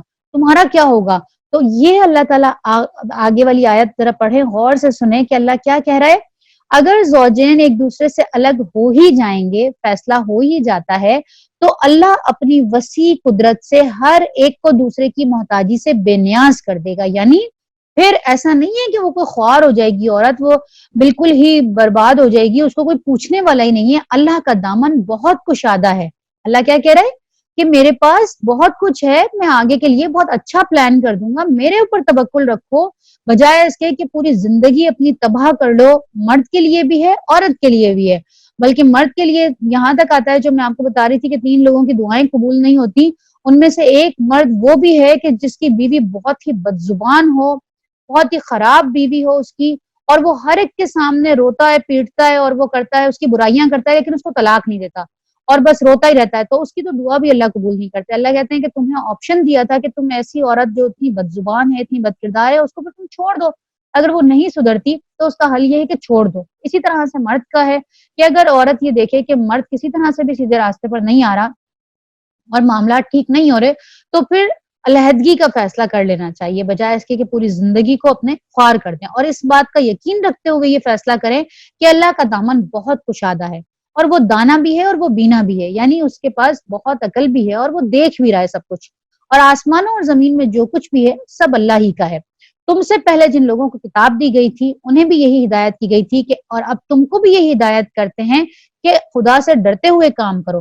دیکھیں ہمارے ہاں عام طور پہ کیا ہوتا ہے کہ اگر بچی آ کر بتاتی بھی ہے گھر میں ماں کو کہ بھائی میرے ساتھ یہ اور یہ زیادتی ہو رہی ہے، تو ماں اس کو خاموشی سے چپ کرا دیتی ہے اور کہتی ہے کہ نہیں ٹھیک ہے، تھوڑے عرصے تک تو چپ کرایا جا سکتا ہے، معاملات کو ٹھیک کرنے کے لیے مشورے بھی دیے جا سکتے ہیں، بہتری کی بھی دعا کی جا سکتی ہے، بہت زیادہ کوششیں بھی کی جا سکتی ہیں، لیکن ایک حد تک یہ نہ ہو کہ پھر وہ وہی والی بات ہو جائے کہ جی ڈولی جا رہی ہے تو جنازہ ہی اٹھ کر آئے، یہ والی صورتحال نہ ہو۔ اللہ تعالیٰ نے ہر ایک کو جینے کا حق دیا ہے، اللہ تعالیٰ نے ہر ایک کو اختیار دیا ہے، بس جتنی اس کی برداشت ہو اتنا ہی اس کو آزمایا جائے۔ ماؤں کو بھی سوچنا چاہیے، اور بلا وجہ کی جو آج کل جس طرح سے آج کل تو گھر ہی نہیں بس پا رہے، بلا وجہ کی باتوں کے اوپر طلاق ہو رہی ہے، اور چھوٹی چھوٹی باتوں کے اوپر گھروں میں بیٹیوں کو بھی بٹھا رہے ہیں اور لڑکیاں خود بھی بیٹھ رہی ہیں، اس سے بھی رکنا چاہیے۔ دونوں یہ جو بالکل ایکسٹریم پہ چلے جاتے ہیں، دونوں نقصان ہیں، درمیان میں رہنا چاہیے، بالکل اعتدال کے ساتھ، برداشت اور تحمل کے ساتھ، دونوں کے لیے۔ فرماتا ہے کہ تم سے پہلے جن کو ہم نے کتاب دی تھی انہیں بھی یہی ہدایت کی تھی، اور اب تم کو بھی یہی ہدایت کرتے ہیں کہ خدا سے ڈرتے ہوئے کام کرو، لیکن اگر تم نہیں مانتے تو نہ مانو۔ آسمان اور زمین کی ساری چیزوں کا مالک اللہ ہی ہے، اور وہ بے نیاز ہے، ہر تعریف کا مستحق ہاں اللہ ہی مالک ہے ان سب چیزوں کا جو آسمانوں میں ہے اور جو زمین میں ہے، اور کار سازی کے لیے بس وہی کافی ہے۔ اگر وہ چاہے تو تم لوگوں کو ہٹا کر تمہاری جگہ دوسروں کو لے آئے، وہ اس کی پوری قدرت رکھتا ہے۔ دیکھیں اللہ کیا کہہ رہا ہے کہ اگر وہ چاہے تو وہ تمہاری جگہ تم کو ساری کی ساری سب کو ہٹا دے اور تمہاری جگہ دوسرے لوگ اٹھائے، تم سے اچھے ہوں اور تم سے زیادہ اللہ کو ماننے والے ہوں، تم سے زیادہ عبادت کرنے والے ہوں، تو نقصان کون اٹھائے گا؟ اللہ کو تو کوئی فرق نہیں پڑے گا، اللہ کے تو ماننے والے آ جائیں گے، نقصان تم اٹھاؤ گے۔ تو جو کوئی محض ثواب دنیا کا طالب ہو اسے معلوم ہونا چاہیے کہ اللہ کے پاس ثواب دنیا بھی ہے اور ثواب آخرت بھی، اور اللہ سمیع بھی ہے اور بصیر بھی۔ کیا مطلب ہوا؟ اللہ سنتا بھی ہے، اللہ دیکھتا بھی ہے، اللہ جانتا بھی ہے اور سنتا بھی ہے اور دیکھتا بھی ہے۔ اے لوگو جو ایمان لائے ہو، انصاف کے علمبردار اور خدا واسطے کی گواہ بنو، اگرچہ تمہارے انصاف کی گواہی کی زد تمہاری خود اپنی ذات پر یا تمہارے والدین پر یا تمہارے رشتہ داروں پر پڑے۔ یہ میں نے آپ کو بتایا تھا نا کہ گواہی کا آگے حکم آئے گا اور اتنی سخت آیات آئیں گی کہ یہ گواہی ہر طرح کی ہے۔ اب یہ جو اپنی ذات پہ، اپنے والدین کے اوپر، رشتہ داروں کے اوپر، یہ کون سی گواہی ہوگی؟ یہ عام طور پہ ہم گھروں کے اندر چیزیں دیکھ رہے ہوتے ہیں نا، معاملات ہو رہے ہوتے ہیں، زیادتی دیکھ رہے ہیں اپنے گھر کے اندر آنے والی بہو کے ساتھ یا دیورانی کے ساتھ یا جٹھانی کے ساتھ یا نند کے ساتھ، کسی کے بھی ساتھ ایکس وائی زیڈ وہ آپ زیادتی دیکھ رہے ہوں، آپ اپنے آپ کو سائڈ پہ کر لیتے ہیں۔ کیوں کر لیتے ہیں؟ میرے تعلقات نہ خراب ہوں، میرے معاملات خراب نہ ہوں۔ اللہ کہتا ہے ہرگز نہیں، اگر تم نے کسی کے ساتھ زیادتی ہوتے ہوئے دیکھی ہے تو اس کی گواہی دینا تم پر فرض ہے۔ ہاں یہ ہے کہ اگر کوئی معاملہ ایسا ہے جو تم نے دیکھ لیا اور اگر اس کے بارے میں پوچھ نہیں کی جا رہی، کوئی پوچھ نہیں رہا، تو بس خاموش رہو، بلا وجہ کا شور کرنے کی ضرورت نہیں ہے۔ لیکن اگر تم سے پوچھا جا رہا ہے اور تم سے کہا جا رہا ہے کہ بھئی تم بتاؤ آپ وہاں پہ موجود تھی، آپ نے کیا دیکھا، کس نے زیادتی کی تھی، آپ سائڈ پہ نکل لیں اور آپ کہیں کہ نہیں جی مجھے تو پتہ ہی نہیں ہے، میں نے تو بات سنی نہیں تھی، جبکہ آپ نے پوری سنی تھی۔ تو اللہ کہتا ہے کہ تم پر خدا واسطے کے گواہ بنو، اگرچہ انصاف اور تمہاری گواہی کی زد خود تمہاری اپنی ذات، تمہارے والدین اور تمہارے رشتہ داروں پر ہی کیوں نہ پڑتی ہو۔ فریق کے معاملہ خواہ مالدار ہو یا غریب ہو، یہ نہ ہو کہ کسی ماسی کے ساتھ زیادتی ہوئی تھی اور آپ نے کہا نہیں یہ تو ماسی تھی، خیر ہے کوئی بات نہیں، چاہے وہ غریب ہو یا مالدار ہو، اللہ تم سے زیادہ ان کا خیر خواہ ہے، لہٰذا اپنی خواہش نفس کی پیروی میں عدل سے باز نہ رہو۔ اگر تم نے لگی لپٹی بات کہہ دی، یعنی ہاں شاید ایسا ہوا تھا، شاید میرا خیال ہے شاید ایسا ہی ہوا ہو، پتہ نہیں میں نے صحیح طرح سے سنا نہیں تھا، میں تھی نہیں، میں وہاں سے اٹھ گئی تھی، یعنی تم ہوشیاری مت دکھانا، تم لگی لپٹی بات کہی یا سچائی سے پہلو بچایا تو جان رکھو کہ تم جو کچھ بھی کرتے ہو اللہ کو اس کی خبر ہے، یعنی پھر اللہ تم سے پوچھے گا۔ اے لوگوں جو ایمان لائے ہو، ایمان لاؤ، یعنی جو ایمان لائے ہو ان کو کال کر کے کہا جا رہا ہے کہ ایمان لاؤ اللہ پر، اس کے رسول پر، اس کتاب پر جو اللہ نے اپنے رسول پر نازل کی ہے، اور ہر اس کتاب پر جو اس سے پہلے وہ نازل کر چکا ہے، جس نے اللہ اور اس کے ملائکہ کو، اس کی کتابوں اور اس کے رسولوں اور روز آخرت سے کفر کیا، وہ گمراہی میں بھٹک کر بہت دور نکل گیا۔ رہے وہ لوگ جو ایمان لائے پھر کفر کیا، پھر ایمان لائے پھر کفر کیا، پھر اپنے کفر میں بڑھتے ہی چلے گئے، تو اللہ ان کو ہرگز معاف نہیں کرے گا اور نہ کبھی ان کو پھر واپس راہ راست دکھائے گا۔ اور جو منافق اہل ایمان کو چھوڑ کر کافروں کو اپنا رفیق بناتے ہیں، انہیں یہ مژدہ سنا دو کہ ان کے لیے دردناک سزا تیار ہے۔ کیا یہ لوگ عزت کی طلب میں ان کے پاس جاتے ہیں؟ حالانکہ عزت تو ساری کی ساری اللہ کے لیے ہے۔ اللہ اس کتاب میں تم کو پہلے ہی حکم دے چکا ہے کہ جہاں تم سنو کہ اللہ کی آیات کے خلاف کفر بکا جا رہا ہے اور ان کا مذاق اڑایا جا رہا ہے، وہاں نہ بیٹھو جب تک کہ لوگ کسی دوسری بات میں نہ لگ جائیں۔ اب اگر تم ایسا کرتے ہو تو تم بھی انہی کی طرح ہو۔ یہ غور سے سنیے گا، یہ آیات، کچھ محفلیں ایسی ہوتی ہیں بہت ماڈرن سے لوگ بیٹھے ہوئے ہوتے ہیں، کبھی کسی پردے کا مذاق اڑایا جا رہا ہوتا ہے، کبھی کسی داڑھی کا مذاق اڑایا جا رہا ہوتا ہے، اللہ کے کسی بھی حکم کا مذاق اڑایا جا رہا ہوتا ہے، تو اللہ کیا کہتا ہے، اگر تم ان کو روک نہیں سکتے تو تم ان کی محفلوں کا حصہ مت بنو، سختی سے منع ہے۔ کیا کہا؟ اگر ایسا کوئی مذاق اڑایا جا رہا ہے، کہیں پہ اس طرح کی کوئی بات آ رہی ہے تو تم اٹھ جاؤ، اور تم کچھ نہیں کر سکتے، روک نہیں سکتے، ان محفلوں کا حصہ مت بنو، اپنے آپ کو وہاں سے اٹھا لو۔ اب اگر تم وہاں پہ نہیں اٹھو گے، وہیں پہ بیٹھے رہو گے، تو پھر تم بھی انہی کی طرح ہو، یعنی تم انہی میں شامل کر دیے جاؤ گے۔ کتنی سخت آیات ہیں یہ، غور سے سنیے گا ان بات کو، سمجھیے گا ان کو۔ یقین جانو کہ اللہ منافقوں اور کافروں کو جہنم میں ایک جگہ جمع کرنے والا ہے، یعنی کافر اور منافق ان میں کوئی تفریق نہیں رہے گی، یہ برابر ہیں۔ یہ منافق تمہارے معاملے میں انتظار کر رہے ہیں کہ اونٹ کس کروٹ بیٹھتا ہے۔ اگر اللہ کی طرف سے تمہیں فتح ہوئی تو آ کر کہیں گے کہ کیا ہم تمہارے ساتھ نہ تھے، اور اگر کافروں کا پلہ بھاری رہا تو ان سے کہیں گے کیا ہم تمہارے خلاف لڑنے پر قادر نہ تھے، اور پھر بھی ہم نے تم کو مسلمانوں سے بچایا۔ یعنی دونوں ہاتھوں میں لڈو رکھ کے رکھیں گے، اور جس طرف سے بھی دیکھیں گے کہ اس طرف سے کا لڈو کھانے کا وقت آ گیا، اسی طرف مڑ جائیں گے۔ بس اللہ ہی تمہارے اور ان کے معاملے کا فیصلہ قیامت کے روز کرے گا، اور اس فیصلے میں اللہ نے کافروں کے لیے مسلمانوں پر غالب آنے کی ہرگز کوئی سبیل نہیں رکھی۔ یہ منافق اللہ کے ساتھ دھوکے بازی کر رہے ہیں، حالانکہ در حقیقت اللہ ہی نے انہیں دھوکے میں ڈال رکھا ہے۔ جب یہ نماز کے لیے اٹھتے ہیں تو کسمساتے ہوئے محض لوگوں کو دکھانے کی خاطر اٹھتے ہیں، اور خدا کو کم ہی یاد کرتے ہیں۔ کیا پتہ چلا ہمیں کہ منافقین کی نماز کیسی ہوتی ہے؟ دل نہیں کر رہا، بالکل ان کا انداز بھی ایسا ہوتا ہے کہ بالکل دل نہیں چاہ رہا اور زبردستی اٹھ رہے۔ اللہ ایسے لوگوں کی نماز کو منافقین کی نماز کہتا ہے۔ پھر جب اٹھ جاتے ہیں تو اس میں بھی کم ہی اللہ کو یاد کرتے ہیں۔ کفر اور ایمان کے درمیان ڈاما ڈول ہیں، نہ پورے اس طرف ہیں نہ پورے اس طرف ہیں۔ جسے اللہ نے بھٹکا دیا ہو اس کے لیے تم کوئی راستہ نہیں پا سکتے۔ رسول صلی اللہ علیہ وسلم نے نماز کے بارے میں بہت ساری احادیث ہیں، جن میں ایک حدیث یہ بھی ہے کہ مسلمان اور کافر کے درمیان فرق کرنے والی، یعنی کسی جگہ اذان کی آواز آئی، دو لوگ بیٹھے ہوئے ہیں، تو ان دونوں میں سے کیسے پتا چلے گا کہ کون مسلمان ہے اور کون کافر؟ کہ جو اذان کی آواز سن کر اٹھ کر چلا جائے گا وہ مومن ہے، مسلمان ہے، اور جو بیٹھا رہا وہ کافر ہے۔ تو اب آپ اندازہ کر لیں کہ ہمارا کیا رویہ ہوتا ہے، اور ہم جو اس طرح سے دیکھتے ہیں کہ اذان کی آوازیں ہو رہی ہوتی ہیں تو ہمیں تو پتہ ہی نہیں چل رہا ہوتا، ہمارے تو معاشرے کے اندر ایسا لگتا ہے جیسے مسلمان بہت ہی کم ہے، اذان کی آواز سن کے کوئی تفریق نہیں ہوتی، جبکہ حدیث سے یہ پتہ چلتا ہے کہ مومن اور کافر کے درمیان فرق کرنے والی ہے۔ اے لوگو جو ایمان لائے ہو، مومنوں کو چھوڑ کر کافروں کو اپنا رفیق نہ بناؤ۔ کیا تم چاہتے ہو کہ اللہ کو اپنے خلاف صریح حجت دے دو؟ یقین جانو کہ منافق جہنم کے سب سے نچلے طبقے میں جائیں گے، یعنی کافروں سے بھی نیچے والی جو جگہ ہوگی اس میں منافق جائیں گے، اور تم کسی کو ان کا مددگار نہیں پاؤ گے، البتہ ان میں سے جو تائب ہو جائیں، یعنی توبہ کر لیں مرنے سے پہلے، اور اپنے طرز عمل کی اصلاح کر لیں، اور اللہ کا دامن تھام لیں اور اپنے دین کو اللہ کے لیے خالص کر لیں، تو ایسے لوگ مومنوں کے ساتھ ہیں، اور اللہ مومنوں کو ضرور اجر عظیم عطا فرمائے گا۔ آخر اللہ کو کیا پڑھیے، اب یہ دیکھیں، یہ بالکل آخری رکوع ہے 5ویں پارے کا، اور ایسے لگ رہا ہے نا کہ جیسے عذاب نہیں دینا چاہتا اللہ ہر صورت چاہتا ہے کہ تم سب عذاب سے بچ جاؤ، کیونکہ تمہیں اللہ نے پیدا کیا ہے نا، تمہیں اللہ نے اپنا نائب بنا کے پیدا کیا ہے۔ اللہ کو کیا ضرورت پڑی ہے کہ تمہیں عذاب میں ڈالے، آگ میں ڈالے، صرف اس لیے کہ شیطان نے چیلنج کیا تھا، شیطان خود بھٹک گیا تو اب وہ تمہیں بھی لے کے جانا چاہتا ہے، لیکن اللہ نے تو تمہارے لیے بڑے راستے کھولے رکھے۔ آخر اللہ کو کیا پڑی ہے کہ تمہیں خواہ سزا دے؟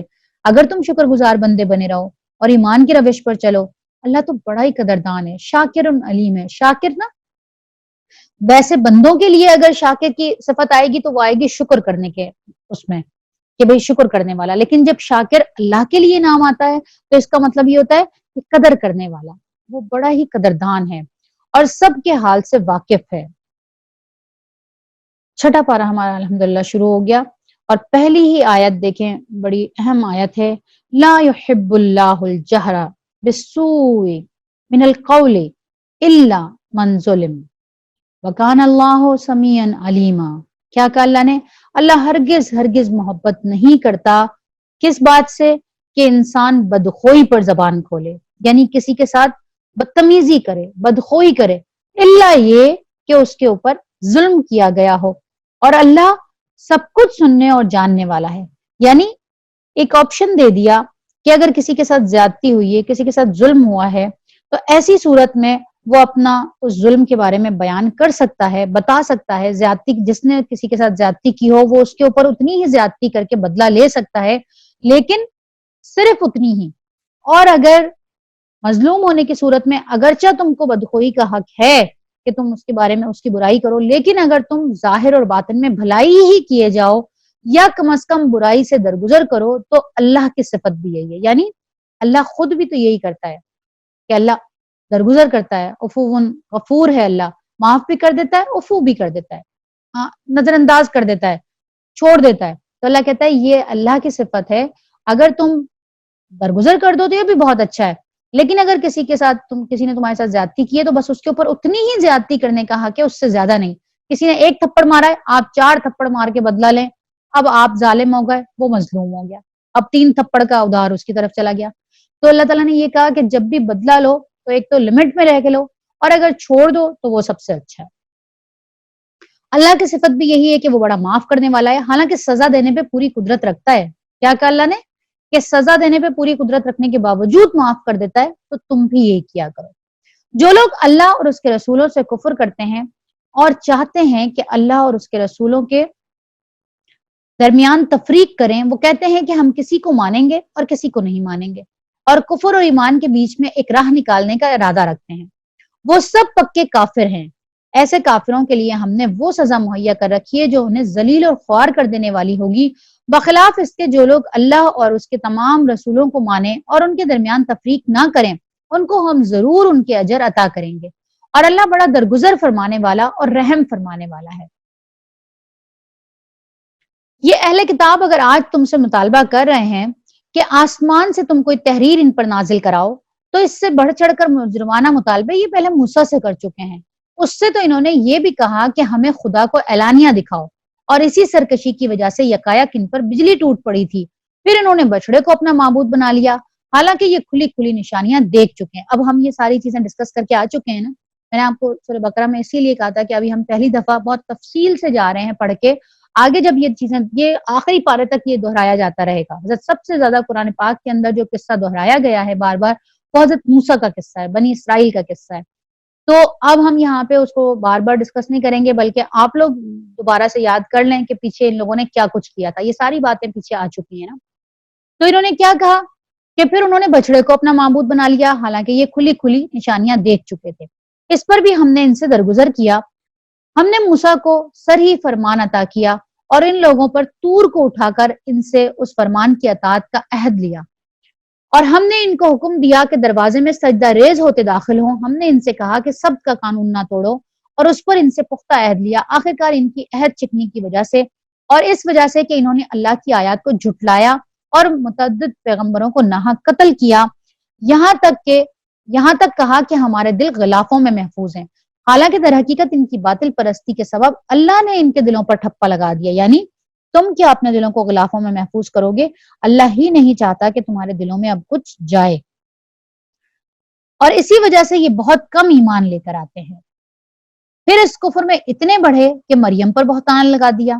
اب ایک دوبارہ سے حضرت عیسیٰ کا سلسلہ آ رہا ہے. اور خود کہا کہ ہم نے مسیح عیسیٰ ابن مریم یعنی رسول اللہ کو قتل کر دیا ہے، حالانکہ فی الواقع انہوں نے نہ اس کو قتل کیا، نہ سلیب پر چڑھایا، بلکہ معاملہ ان کے لیے مشتبہ کر دیا گیا. ہم نے کل جو پڑھا تھا سورہ آل عمران کے اندر، اس میں اللہ نے صاف الفاظ میں کہا تھا نا حضرت عیسیٰ کو کہ اے عیسیٰ، اب میں تجھے ان کے گندے ماحول سے اپنے پاس واپس لینے والا ہوں، اٹھانے والا ہوں واپس. کتنی کلیئر آیت ہے وہ کہ اللہ تعالیٰ نے کہا کہ میں تجھے واپس لے لوں گا. اور اب امت محمدیہ کے اندر حضرت عیسیٰ واپس آئیں گے، امام مہدی واپس آئیں گے، دجال آئے گا، اور سب سے آخری نشانی جو قیامت کی ہوگی وہ حضرت عیسیٰ کا نزول ہوگا کہ حضرت عیسیٰ آئیں گے اور ان کی دجال کے ساتھ ایک جنگ ہوگی جس کے اندر وہ دجال کو قتل کر دیں گے. اور پھر اس کے بعد پوری دنیا کے جتنے بھی اس وقت کے موجودہ کرسچنز ہوں گے وہ حضرت عیسیٰ کو دیکھ کے پہچان لیں گے اور وہ سب کے سب مسلمان ہو جائیں گے.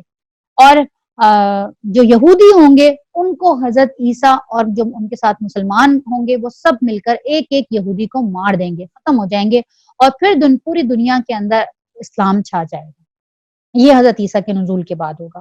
تو حضرت عیسیٰ کو، اور یہ لوگ کہتے تھے جو یہودی تھے، یہ کہتے تھے کہ ہم نے تو حضرت عیسیٰ کو مار دیا، سولی چڑھا دیا، حالانکہ اللہ کہتا ہے کہ نہ انہوں نے اس کو قتل کیا نہ صلیب پر چڑھایا، بلکہ معاملہ ان کے لیے مشتبہ کر دیا گیا، اور جن لوگوں نے اس کے بارے میں اختلاف کیا ہے وہ بھی دراصل شک میں مبتلا ہیں، ان کے پاس اس معاملے میں کوئی علم نہیں ہے، محض گمان ہی کی پیروی کر رہے ہیں۔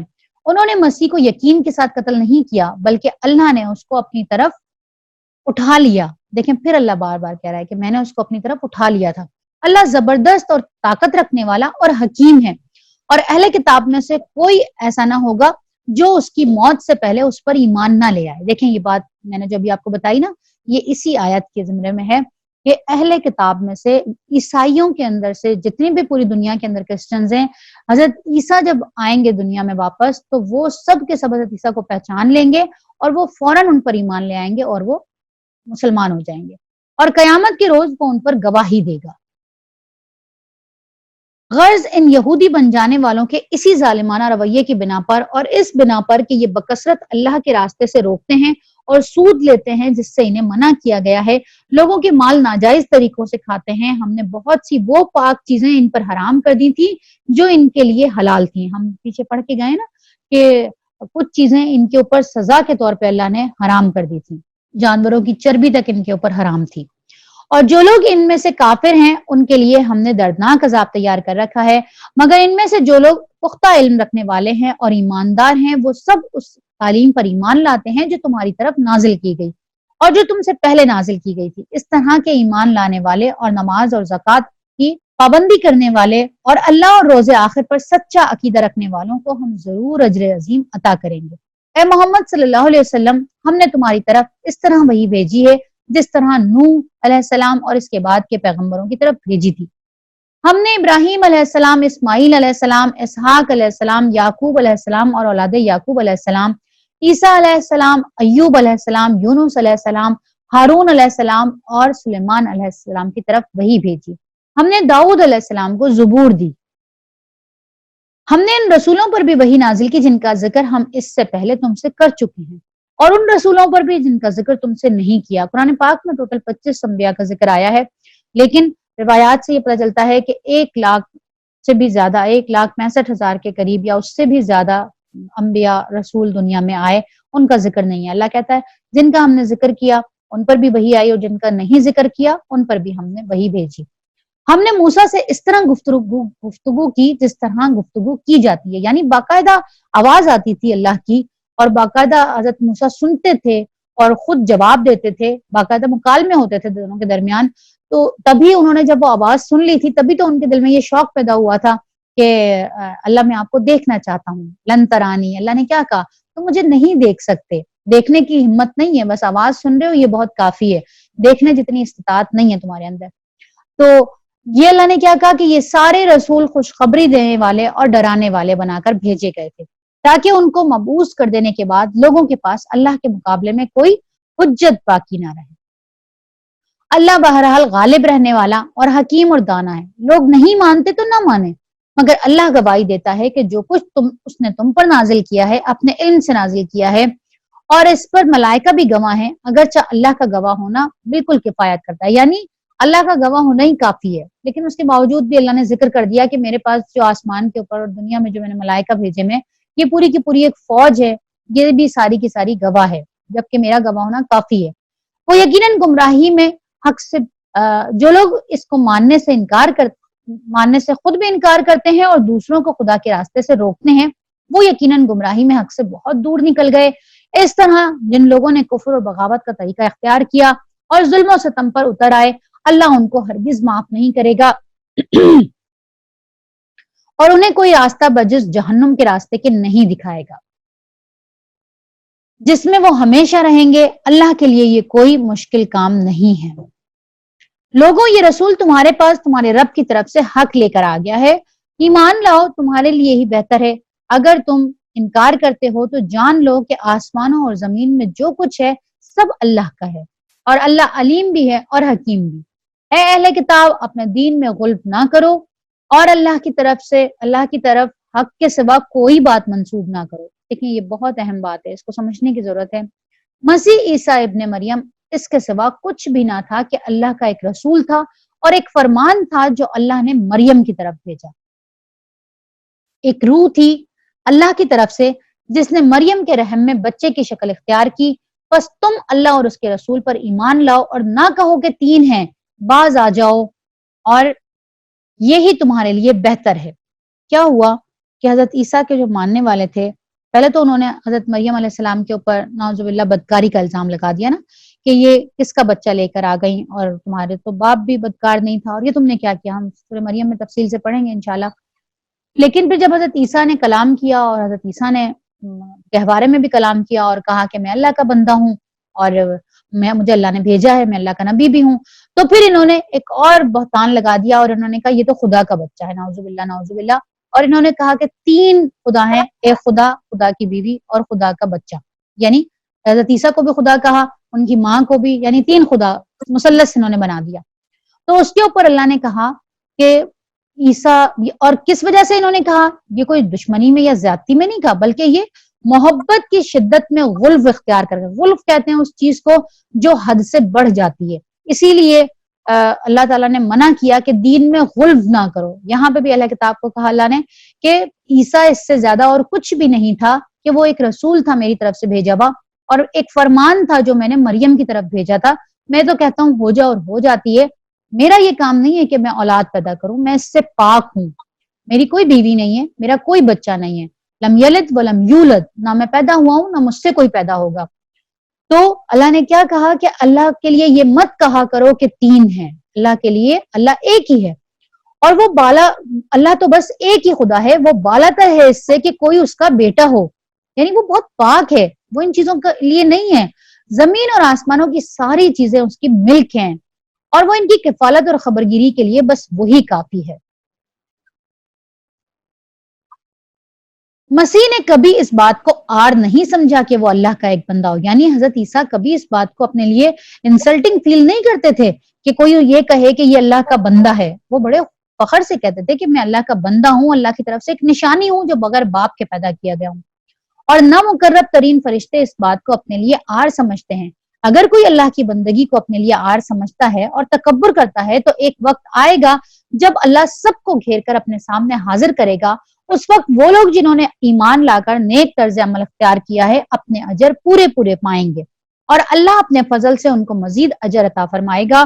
اور جن لوگوں نے بندگی کو آر سمجھا اور تکبر کیا ہے ان کو اللہ دردناک سزا دے گا، اور اللہ کے سوا جن کی سرپرستی اور مددگاری پر وہ بھروسہ رکھتے تھے ان میں سے وہاں کسی کو بھی نہ پائیں گے۔ لوگوں، تمہارے رب کی طرف سے تمہارے پاس دلیل روشن آ گئی ہے، اور ہم نے تمہاری طرف ایسی روشنی بھیج دی جو تمہیں صاف راستہ دکھانے والی ہے۔ اب جو لوگ اللہ کی بات مان لیں گے اور اس کی پناہ ڈھونڈیں گے ان کو اللہ اپنی رحمت اور اپنے فضل و کرم کے دامن میں لے لے گا اور اپنی طرف آنے کا سیدھا راستہ ان کو دکھائے گا۔ یعنی جو کوئی بھی اللہ کی طرف جانے کے لیے کوشش بھی کرے گا، خواہش بھی رکھے گا، تمنا کرے گا، اس کے لیے اللہ بہت آسانیاں کر دے گا۔ جس طرح اللہ تعالیٰ ایک حدیث قدسی میں فرماتے ہیں کہ میرا بندہ میرا تقرب حاصل کرنے کے لیے نوافل پڑھتا ہے، اور میری طرف جب چل کر آتا ہے، ایک ہاتھ آتا ہے میں 10 ہاتھ اس کی طرف جاتا ہوں، وہ چل کر آتا ہے میں دوڑ کر جاتا ہوں۔ یعنی اللہ تعالیٰ کی طرف سے صرف ایک ڈیمانڈ ہے، وہ یہ ہے کہ پہلا اسٹیپ بندے کا اٹھے۔ اللہ کسی کو جا کر گھر پہ نوک کر کے دعوت نہیں دے گا، اللہ نے یہ دعوت دے دی ہے، اللہ نے عقل بھی دے دی ہے، اللہ نے شعور بھی دے دیا ہے، اللہ نے سب بتا دیا ہے کہ ایک سوٹ کی میچنگ کے لیے اور اس کے ڈیزائننگ کے لیے تم گھنٹوں خوار ہو سکتے ہو بازاروں کے اندر، تمہارا دماغ لڑ سکتا ہے، تو تم یہاں پہ آ کے تمہارا دماغ کیوں نہیں چل سکتا کہ تم اللہ کو پہچانو، اللہ کی عبادت کے لیے راستے نکالو۔ یہاں پہ اللہ کہتا ہے کہ پہلا اسٹیپ بندے کو اٹھانا ہے، ایک قدم بندہ اٹھا لے گا پھر اللہ 10 قدم اٹھا لے گا، چل کر آؤ گے اللہ دوڑ کر تمہارے پاس آئے گا۔ یہاں پہ بھی اللہ وہی بات کرتا ہے کہ جو کوئی بھی آنے کی کوشش کرے گا اس کے لیے پھر اللہ آسان سے آسان ترین کر دے گا۔ آپ کے دل میں خواہش ہوتی ہے کہ کاش مجھے کوئی کہیں سے قرآن سننے کو ملے، کاش کہیں سے مجھے کچھ سمجھنے کو ملے، اور یقین کریں کہ کچھ اس طرح کی خواہش آپ دل میں پالیں، اللہ آپ کے لیے اتنی آسانیاں کر دیتا ہے کہ آپ حیران رہ جاتے ہیں، اور پھر اس بات کا یقین ہونے لگتا ہے کہ ہاں اللہ کا وعدہ ہے کہ جو کوئی اللہ کی بات مانے گا، اس کی پناہ ڈھونڈے گا، اس کو اللہ اپنے رحمت دامن رحمت میں لے لے گا. اور اسی حدیث قدسی کے اندر اللہ آگے فرماتا ہے کہ ایک وقت آتا ہے کہ پھر وہ مجھ سے اتنا قریب ہو جاتا ہے میرا بندہ کہ پھر میں اس کی آنکھیں بن جاتا ہوں جن سے وہ دیکھتا ہے، پھر میں اس کے کان بن جاتا ہوں جن سے وہ سنتا ہے، میں اس کے ہاتھ بن جاتا ہوں جن سے وہ کام کرتا ہے، یہاں تک کہ میں اس کے قدم بن جاتا ہوں جن سے وہ چلتا ہے. یعنی میرا بندہ میرے اتنا قریب ہو جاتا ہے. کب؟ جب وہ میری طرف آنا چاہتا ہے. تو اللہ تعالیٰ کی طرف جانے کے لیے پہلا اسٹیپ بندے کو ہی اٹھانا ہے، آگے پھر اللہ سنبھال لے گا. لوگ تم سے کلالہ کے متعلق فتویٰ پوچھتے ہیں. کلالے کا مطلب یہ ہوتا ہے، کل جس کو ہم نے بات کی تھی، کہ جس کے اوپر بھی کوئی بھی نہ ہو، ایسا شخص مرنے والا جس کے ماں باپ بھی نہ ہو اور جس کی اولاد بھی نہ ہو، اس کے بارے میں کیا ہو. کہو اللہ تمہیں فتویٰ دیتا ہے کہ اگر کوئی شخص بے اولاد مر جائے اور اس کی ایک بہن ہو تو وہ ترکے میں سے نصف پائے گی، اور اگر بہن بے اولاد مرے تو پھر بھائی اس کا وارث ہوگا. اگر میت کی وارث دو بہنیں ہوں گی تو وہ ترکے میں سے 2/3 کی حقدار ہوں گی، اور اگر کئی بھائی بہن ہوں تو عورتوں کو 1/2 اور مردوں کو 2 حصہ ہوگا. اللہ تمہارے لیے احکام کی توضیح کرتا ہے تاکہ تم بھٹکتے نہ پھرو، اور اللہ ہر چیز کا علم رکھتا ہے. سورہ نساء ہماری مکمل ہو گئی الحمدللہ. سورہ نساء مکمل ہو گئی. سورہ مائدہ شروع کرتے ہیں. خوان کو، اور اس کے اندر بھی بہت سارے احکامات ہیں کھانے پینے کے، حلال حرام، اور مائدہ اس کا نام بھی اسی لیے ہے کہ اس کے اندر کھانے کا ذکر ہے. بسم اللہ الرحمن الرحیم. یا ایھا الذین آمنو، یہاں پہ بھی آمنو یعنی ایمان والوں کو کال ہے، ابتدا سے ہی ایمان والوں کو کال کی گئی ہے، ان کو مخاطب کیا گیا ہے. یا ایھا الذین آمنو اوفوا بالعقود، یعنی اپنے وعدوں کی، اپنی بندشوں کی پوری پابندی کرو. حلت لکم بہیمۃ الانعام، اور تمہارے لیے مویشی کی قسم کے سب جانور حلال ہیں، مویشی کی قسم کے.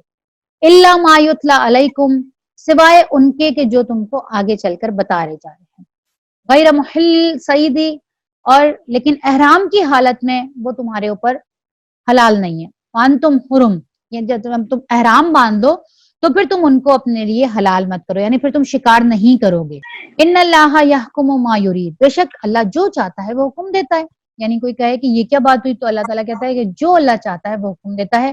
احرام کی کچھ خاص پابندیاں ہیں، ان کے اندر اللہ تعالیٰ فرماتا ہے کہ جو پہلے ہم نے پڑھی تھی کہ یہ اور یہ کام نہیں کرنے، لڑائی جھگڑا نہیں کرنا، میاں بیوی کا تعلق نہیں ہوگا، اور خوشبو نہیں لگانی، اور سلے ہوئے کپڑے نہیں پہننے، کپڑے چینج نہیں کرنے. احرام اگر گندا ہو جاتا ہے تو اس صورت میں احرام ہی دوسرا پہنا جائے گا، کپڑے نہیں پہنے جائیں گے جب تک کہ احرام کھل نہ جائے. اور ایک اور پابندی کیا ہے احرام کی، کہ شکار نہیں کر سکتے. آج کل تو خیر نہیں ہے وہ والی صورتحال، اس زمانے میں جیسا کہ لمبے سفر سے آیا کرتے تھے تو راستے کے اندر جو ان کو دادرا چاہیے ہوتا اس میں ان کو شکار کرنا پڑتا تھا، تو اس کی پابندی لگا دی گئی کہ احرام کی حالت میں آپ شکار نہیں کریں گے. آپ اپنے ساتھ اپنا کھانا پینا ساتھ لے آئیں یا خشک چیزیں لے لیں، لیکن شکار نہیں کیا جا سکتا. اے لوگوں جو ایمان لائے ہو، خدا پرستی کی نشانیوں کو بے حرمت نہ کرو، نہ حرام مہینوں میں سے کسی کو حلال کر لو، نہ قربانی کے جانوروں پر دست درازی کرو، نہ ان جانوروں پر ہاتھ ڈالو جن کی گردنوں میں نظر خدابندی کے علامت کے طور پر پٹے پڑے ہوئے ہوں. اچھا ہوتا کیا تھا کہ یہ لوگ دور دور سے آتے تھے تو راستوں کے اندر قافلے تو لوٹ لیے جاتے تھے، علاقے ایسے تھے حرم تک پہنچتے. اب ان کے پاس جو قربانی کے جانور ہوتے تھے یہ آتے اس نیت سے تھے کہ بھئی ہم یہ جانور ساتھ لے کے جا رہے ہیں تو ہم وہاں پہ جا کے ان جانوروں کو قربان کر دیں گے اللہ کے ہاں. تو ان کے گلوں میں پٹے پڑے ہوئے تھے. اس کا مطلب یہ ہوتا تھا کہ یہ قربانی کے جانور ہیں. تو اللہ کہتا ہے کہ پھر اللہ تعالیٰ نے یہ حکم دیا کہ تم جب قافلوں کو لوٹتے ہو راستے کے اندر تو تم اس چیز کا خیال رکھا کرو کہ جن جانوروں کے گلے میں پٹے پڑے ہوئے ہوتے ہیں تم ان کو ہاتھ مت لگائے کرو، یہ اللہ کی نشانیاں ہیں، ان کو بے حرمت مت کرو. اور پھر جس طرح سے 4 مہینے محرم مہینے کہلاتے تھے، ان مہینوں کے اندر لڑائی نہیں ہو سکتی تھی، جنگ نہیں ہو سکتی تھی، اور ایک دوسرے کے اوپر زیادتی نہیں ہو سکتی تھی. یہ کیا کرتے تھے، یہ ان کو بدل لیا کرتے تھے. ابھی آگے ہم پڑھیں گے اس کو، یہ نسی کا قانون کہہ کر چالاکی کرتے تھے، اور پھر کسی سال کوئی 4 مہینے، کسی سال کوئی 4 مہینے حرام کر لیے. تو اس کے اوپر یہ سختی سے حکم آیا کہ تم لوگ نہ حرام مہینوں میں سے کسی کو حلال کر لو، نہ قربانی کے جانوروں پر دست درازی کرو، اور نہ ان جانوروں پر ہاتھ ڈالو جن کی گردنوں میں نظر خدابندی کی علامت کے طور پر پٹے پڑے ہوئے ہوں، یعنی وہ دور سے ہی نظر آ جاتے ہیں کہ یہ قربانی کے لیے جا رہا ہے جانور. نہ ان لوگوں کو چھیڑو جو اپنے رب کے فضل اور اس کی خوشنودی کی تلاش میں مکان محترم یعنی کعبہ کی طرف جا رہے ہوں. یعنی تمہیں نظر آ جائے، دور سے ہی نظر آ رہا ہے کہ احرام کی حالت میں ہے، قربانی کے جانور ساتھ لیے ہوئے، پھر ان لوگوں کو مت چھیڑو تم. ہاں جب احرام کی حالت ختم ہو جائے تو تم شکار کر سکتے ہو. اور دیکھو ایک گروہ نے تمہارے لیے مسجد حرام کا راستہ بند کر دیا ہے تو اس پر تمہارا غصہ تمہیں اتنا مشتعل نہ کر دے کہ تم بھی ان کے مقابلے میں ناروا زیادتیاں کرنے نہیں. جو کام نیکی اور خدا ترسی کے ہیں ان میں سب سے تعاون کرو اور جو گناہ اور زیادتی کے کام ہیں ان میں کسی سے تعاون نہ کرو. کیا حکم دیا گیا؟ یہ عام طور پہ بھی حکم ہے، عام حالات کے لیے بھی، کہ جب کوئی تم سے مدد مانگے کہ میں فلاں فلاں نیکی کا کام کرنے جا رہی ہوں، آپ بھی میری ہیلپ کریں، آپ بھی میرا ساتھ دیں، میرے ساتھ چلیں، میری مدد کریں، تو تم ضرور جاؤ. لیکن اگر کسی کو ذلیل کرنے کے لیے کوئی تم سے کہے کہ تم بھی ذرا تیار رہنا فلاں ٹائم پہ دیورانی کے ساتھ یا نند کے ساتھ یا فلاں کے ساتھ کسی دوست کے ساتھ ایکس وائی زیڈ کوئی بھی ہو، اس کے ساتھ اس کی آج ٹکا کے بےزتی کریں گے، میں یہ کہوں گی تم بھی یہ کہنا، ہم دونوں ملا کے کریں گے، آج اس کو ٹھیک کریں گے. تو اس طرح کے کسی کام میں یا اسی طرح کے کسی زیادتی والے کام کے اندر کبھی بھی کسی کا ساتھ مت دو. کوئی تعاون کرنے کی ضرورت نہیں ہے. اللہ سے ڈرو، اس کی سزا بہت سخت ہے. یہی بات، اور وہاں پہ بھی یہی ہو رہا تھا کہ وہاں پہ یہ لوگ عمرہ کرنے کے لیے آئے تو کفار نے ان کو روک لیا اور پھر اس کے اوپر ایک دوسرے کے اوپر زیادتی کرنے لگے. تو وہاں پہ اللہ تعالیٰ نے ان کو تھوڑا سا نارمل کیا، کول ڈاؤن کیا کہ تم تھوڑا سا نارمل رہو، تمہارے لیے اللہ تعالیٰ بڑا آگے بھی راستہ نکالنے والا ہے. تم پر حرام کیا گیا. اب دیکھیں یہ پیچھے بھی ہم پڑھ کے گئے، یہاں پہ پھر دوبارہ سے وہی بات ریپیٹ ہو رہی ہے.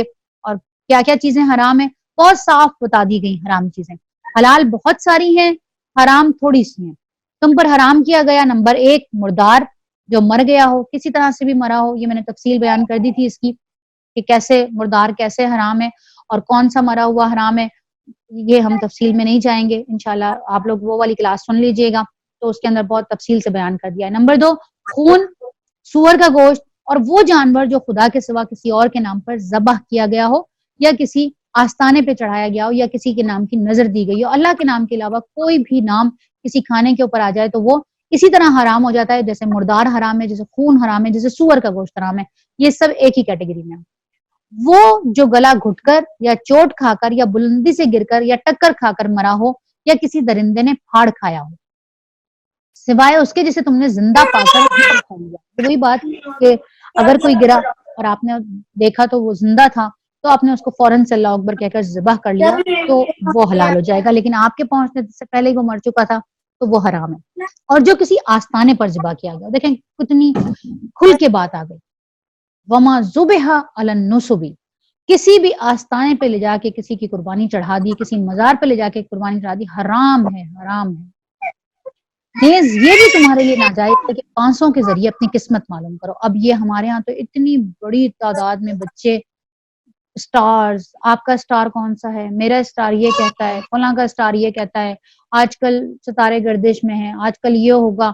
اللہ کہتا ہے یہ تمہارے لیے جائز ہی نہیں ہے کہ تم ان کے ذریعے اپنی قسمت معلوم کرو. اللہ کے رسول صلی اللہ علیہ وسلم کی حدیث ہے کہ جو شخص بھی اپنی قسمت معلوم کرنے کے لیے کسی کاہن کے پاس گیا اس کی 40 دن کی نماز قبول نہیں ہوتی. جو کر رہا ہے اس کا تو سوچ لیں کہ کیا انجام ہے. جو صرف اس نیت سے گیا یہ پوچھنے کے لیے کہ یار دیکھنا اگر آگے کیا ہے، فیوچر کیا ہے، میرا کیا ہوگا، تو اس کے لیے اللہ کے رسول فرماتے ہیں کہ 40 دن کی نمازیں قبول ہی نہیں ہوتی. اسی طرح سے یہ سب اللہ نے کیا کہا کہ یہ سب افعال فسق ہیں، یہ سب افعال فسق ہیں. اور آج کافروں کو تمہارے دین کی طرف سے پوری مایوسی ہو چکی ہے، لہٰذا تم ان سے نہ ڈرو بلکہ مجھ سے ڈرو. آج میں نے تمہارے دین کو تمہارے لیے مکمل کر دیا گیا ہے. یہ کون سی آیت ہے؟ الیوم اکملت لکم دینکم واتممت علیکم نعمتی ورضیت لکم الاسلام دینا. یہ آیت آئی تھی خطبہ آخری جو خطبہ حجت الوداع تھا اس کے اوپر یہ آیت نازل ہوئی تھی کہ اب جو ہے وہ کافروں کو تمہارے دین کی طرف سے پوری مایوسی ہو چکی ہے. آج تمہارا دین مکمل ہو گیا ہے اور اللہ نے تمہارے لیے اسلام کو تمہارے دین کی حیثیت سے پسند کر لیا ہے. لہٰذا حرام اور حلال کی جو قیود تم پر عائد کی گئی ہیں ان پر پابندی کرو.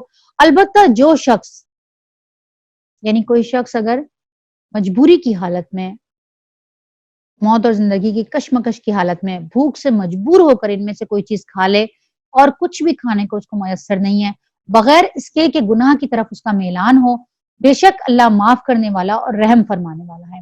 لوگ پوچھتے ہیں ان کے لیے کیا حلال کیا گیا؟ کہو تمہارے لیے ساری پاک چیزیں حلال کر دی گئی، یعنی حلال بہت زیادہ ہیں، حرام بہت تھوڑے سے تھے جو اللہ نے بتا دیے. اور جن شکاری جانوروں کو تم نے سدھایا ہوا ہو، جن کو خدا کے دیے ہوئے علم کی بنا پر تم شکار کی تعلیم دیا کرتے ہو، وہ جس جانور کو تمہارے لیے پکڑ رکھے ہیں اس کو بھی تم کھا سکتے ہو. یعنی لوگوں نے کتے پالے ہوئے ہوتے ہیں اور شکار پر جاتے ہیں تو ان کا جو وہ کتا ہوتا ہے شکاری، وہ جا کے کسی ہرن کے بچے کو پکڑ لیتا ہے، تو وہ جب تک اس کو پکڑ کے رکھتا ہے اپنے مالک کے لیے، مالک جائے اور اس کو پکڑے اور پھر اس کو ذبح کر لے تو وہ بھی جائز ہے.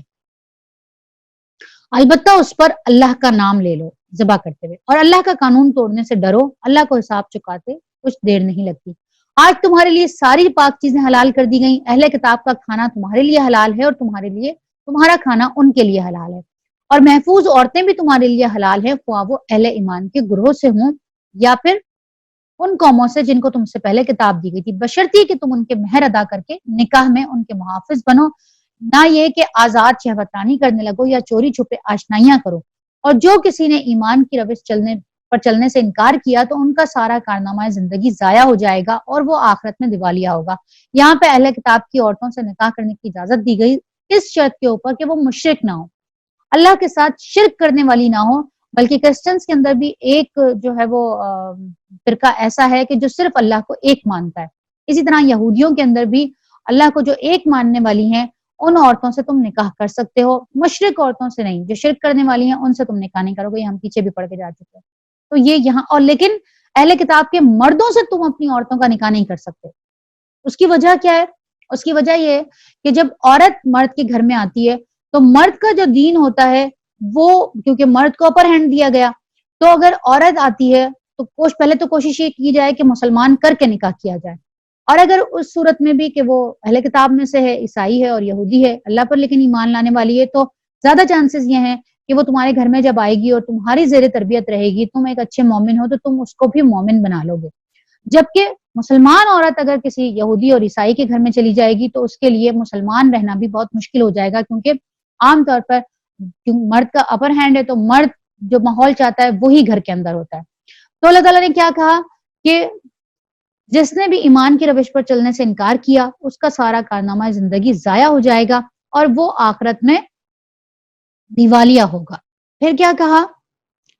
اے لوگو جو ایمان لائے ہو، جب نماز کے لیے اٹھو تو چاہیے کہ اپنے منہ ہاتھ کوہنیوں تک دھو لو اور سر پر ہاتھ پھیر لو اور پاؤں ٹخنوں تک دھو لیا کرو.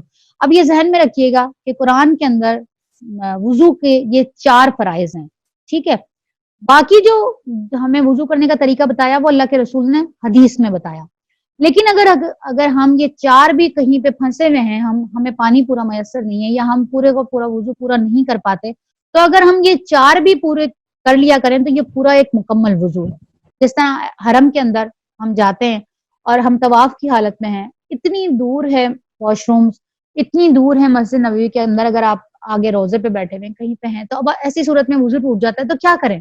واپس آ جائیں وضو کرنے کے لیے. تو پھر آپ کے پاس اسپرے گن ہونی چاہیے، اور اس اسپرے گن سے آپ، اس کے اندر کلی نہیں ہے، اس میں ناک میں پانی ڈالنا یا وہ کچھ بھی نہیں ہے، اس میں صرف آپ کی کوہنیوں تک ہاتھ ہیں، منہ ہے اور سر پہ مسا ہے اور پاؤں میں ٹخنوں تک. تو صرف اتنا پانی ہاتھ کے اوپر لیں کہ ہاتھ گیلا ہو جائے، پانی گرے نہ، اور اس سے آپ اپنی کوہنیوں تک گیلا کر لیں، اپنے چہرے کو گیلا کر لیں اور اپنے سر کا مسا کر لیں اور اپنے پاؤں ٹخنے تک گیلے کر لیں. تو یہ وضو پورا ہو جائے گا اور ایسی حالت میں آپ نماز ادا کر سکتے ہیں. اس صورت میں جب آپ کو پورا کا پورا پانی کہیں پہ خرچ کرنے کے لیے نہ مل رہا ہو یا ایسی جگہ پہ آپ پھنسے ہوئے ہوں. تو فرض یہ ہے، وضو کے یہ 4 فرائض ہیں. اگر جنابت کی حالت میں ہو تو نہا کر پاک ہو جاؤ، اگر بیمار ہو یا سفر کی حالت میں ہو یا تم میں سے کوئی شخص رفع حاجت کر کے آیا یا تم نے عورتوں کو ہاتھ لگایا ہو اور پانی نہ ملے تو بس پاک مٹی سے کام لو، اس پر ہاتھ مار کر اپنے منہ اور ہاتھوں پر پھیر لیا کرو. اللہ تم پر زندگی کو تنگ نہیں کرنا چاہتا. دیکھیں کتنا پیارا ہے نا اللہ. پانی بھی نہیں مل رہا، چیزیں بھی نہیں مل رہا، لیکن اب اللہ تعالیٰ نے کیا کہا کہ تم صرف پاک مٹی کے اوپر، اچھا پاک مٹی کے لیے کیا حکم ہے؟ پورا بھوت بننے کی ضرورت نہیں ہے کہ آپ نے پوری مٹی اپنے منہ کے اوپر ڈال لی اور آپ نے ہاتھوں پہ بھی سب جگہ مٹی ڈال لی اور آپ نے کہا کہ تیمم کے لیے سر پہ بھی ڈال لی اور آپ نے کہا اس طرح سے ہوگا. ایسا نہیں ہوگا، بلکہ ہاتھ مارو اس مٹی کے اوپر اور پھر جھاڑ لو، اور پھر جھاڑ کے اپنے منہ کے اوپر ہاتھ پھیر لو اور اپنے کوہنیوں تک اپنے ہاتھوں پر ہاتھ پھیر لو. تو یہ تیمم ہو گیا. بس اللہ تم پر زندگی کو تنگ نہیں کرنا چاہتا، مگر وہ چاہتا ہے کہ تم پاک ہو جاؤ. مقصد کیا ہے دیکھیں اس کے پیچھے وجہ کیا تھی کہ یہ صرف مٹی کو ہاتھ لگوا کے اور ہاتھوں کے اوپر کونیوں تک ہاتھ پھروا دینا اور چہرے پہ ہاتھ پھروا دینا، اس سے کیسے پاک ہو گیا؟ اگر بندہ اس کی بہت زیادہ تفصیل میں جائے تو بندہ کہے کیا کیا وجہ ہے کہ یہ کروا کے اللہ پاک کروا رہا ہے؟ دراصل آپ کے دماغ کے اندر ایک سوچ لانی مقصود ہے کہ انسان جب ناپاکی کی حالت میں ہوتا ہے تو وہ کسی چیز کو چھوتا نہیں ہے، نماز کے قریب نہیں جاتا، خود اپنے آپ سے بھی اس کو کراہت آ رہی ہوتی ہے۔ تو اللہ نے اس کیفیت سے نکالنے کا ایک اتنا پیارا طریقہ بیان کیا کہ اگر پانی نہیں مل رہا، کہیں پہ بھی نہیں ہے قریب میں پانی، تو تم کوئی بات نہیں، مٹی سے پاک کر لو اور اس کیفیت سے، اس ذہنی کیفیت سے، ناپاکی کی ذہنی کیفیت سے ایک باہر نکل آؤ گے اور ایک سکون میں آ جاؤ گے کہ ہاں میں پاک ہو گیا۔ اور یہ کیفیت کہ ہاں میں پاک ہو گیا، اپنے آپ کو پاک فیل کرنا، یہ انسان کے لیے بڑا ہی پرسکون کیفیت ہے، یہ اللہ کی بڑی رحمت ہے۔ اور اس کیفیت میں پھر اللہ کہتا ہے کہ تم نماز بھی پڑھو، تم سارے اعمال کرو۔ اللہ تو یہ چاہتا ہے کہ تمہیں پاک کر دے اور تم پر اپنی نعمت تمام کر دے، شاید کہ تم شکر گزار بنو۔ اللہ نے تم کو جو نعمت عطا کی ہے اس کا خیال رکھو اور اس پختہ عہد و پیمان کو نہ بھولو جو اس نے تم سے لیا ہے، یعنی تمہارا یہ قول کہ ہم نے سنا اور اطاعت قبول کی، جو ہم کہہ چکے تھے نا کہ ہم نے سنا، سمعنا و اطعنا، ہم نے سنا اور ہم اطاعت کرتے ہیں۔ اللہ سے ڈرو، اللہ دلوں کے راز تک جانتا ہے۔ اے لوگوں جو ایمان لائے ہو، اللہ کے خاطر راستی پر قائم رہنے والے اور انصاف کی گواہی دینے والے، دیکھیں بار بار اللہ گواہی دینے کا حکم دے رہا ہے، بار بار انصاف کی گواہی، سچی گواہی، جس نے زیادتی کی ہے، جس نے غلطی کی ہے، چاہے وہ کوئی بھی ہے، گواہی دو تو سچی دو۔ کسی گروہ کی دشمنی تم کو اتنا مشتعل نہ کر دے کہ تم انصاف سے پھر جاؤ، عدل کرو، یہ خدا ترسی سے زیادہ مناسبت رکھتا ہے۔ اللہ سے ڈر کر کام کرتے رہو، جو کچھ تم کرتے ہو اللہ اس سے پوری طرح باخبر ہے۔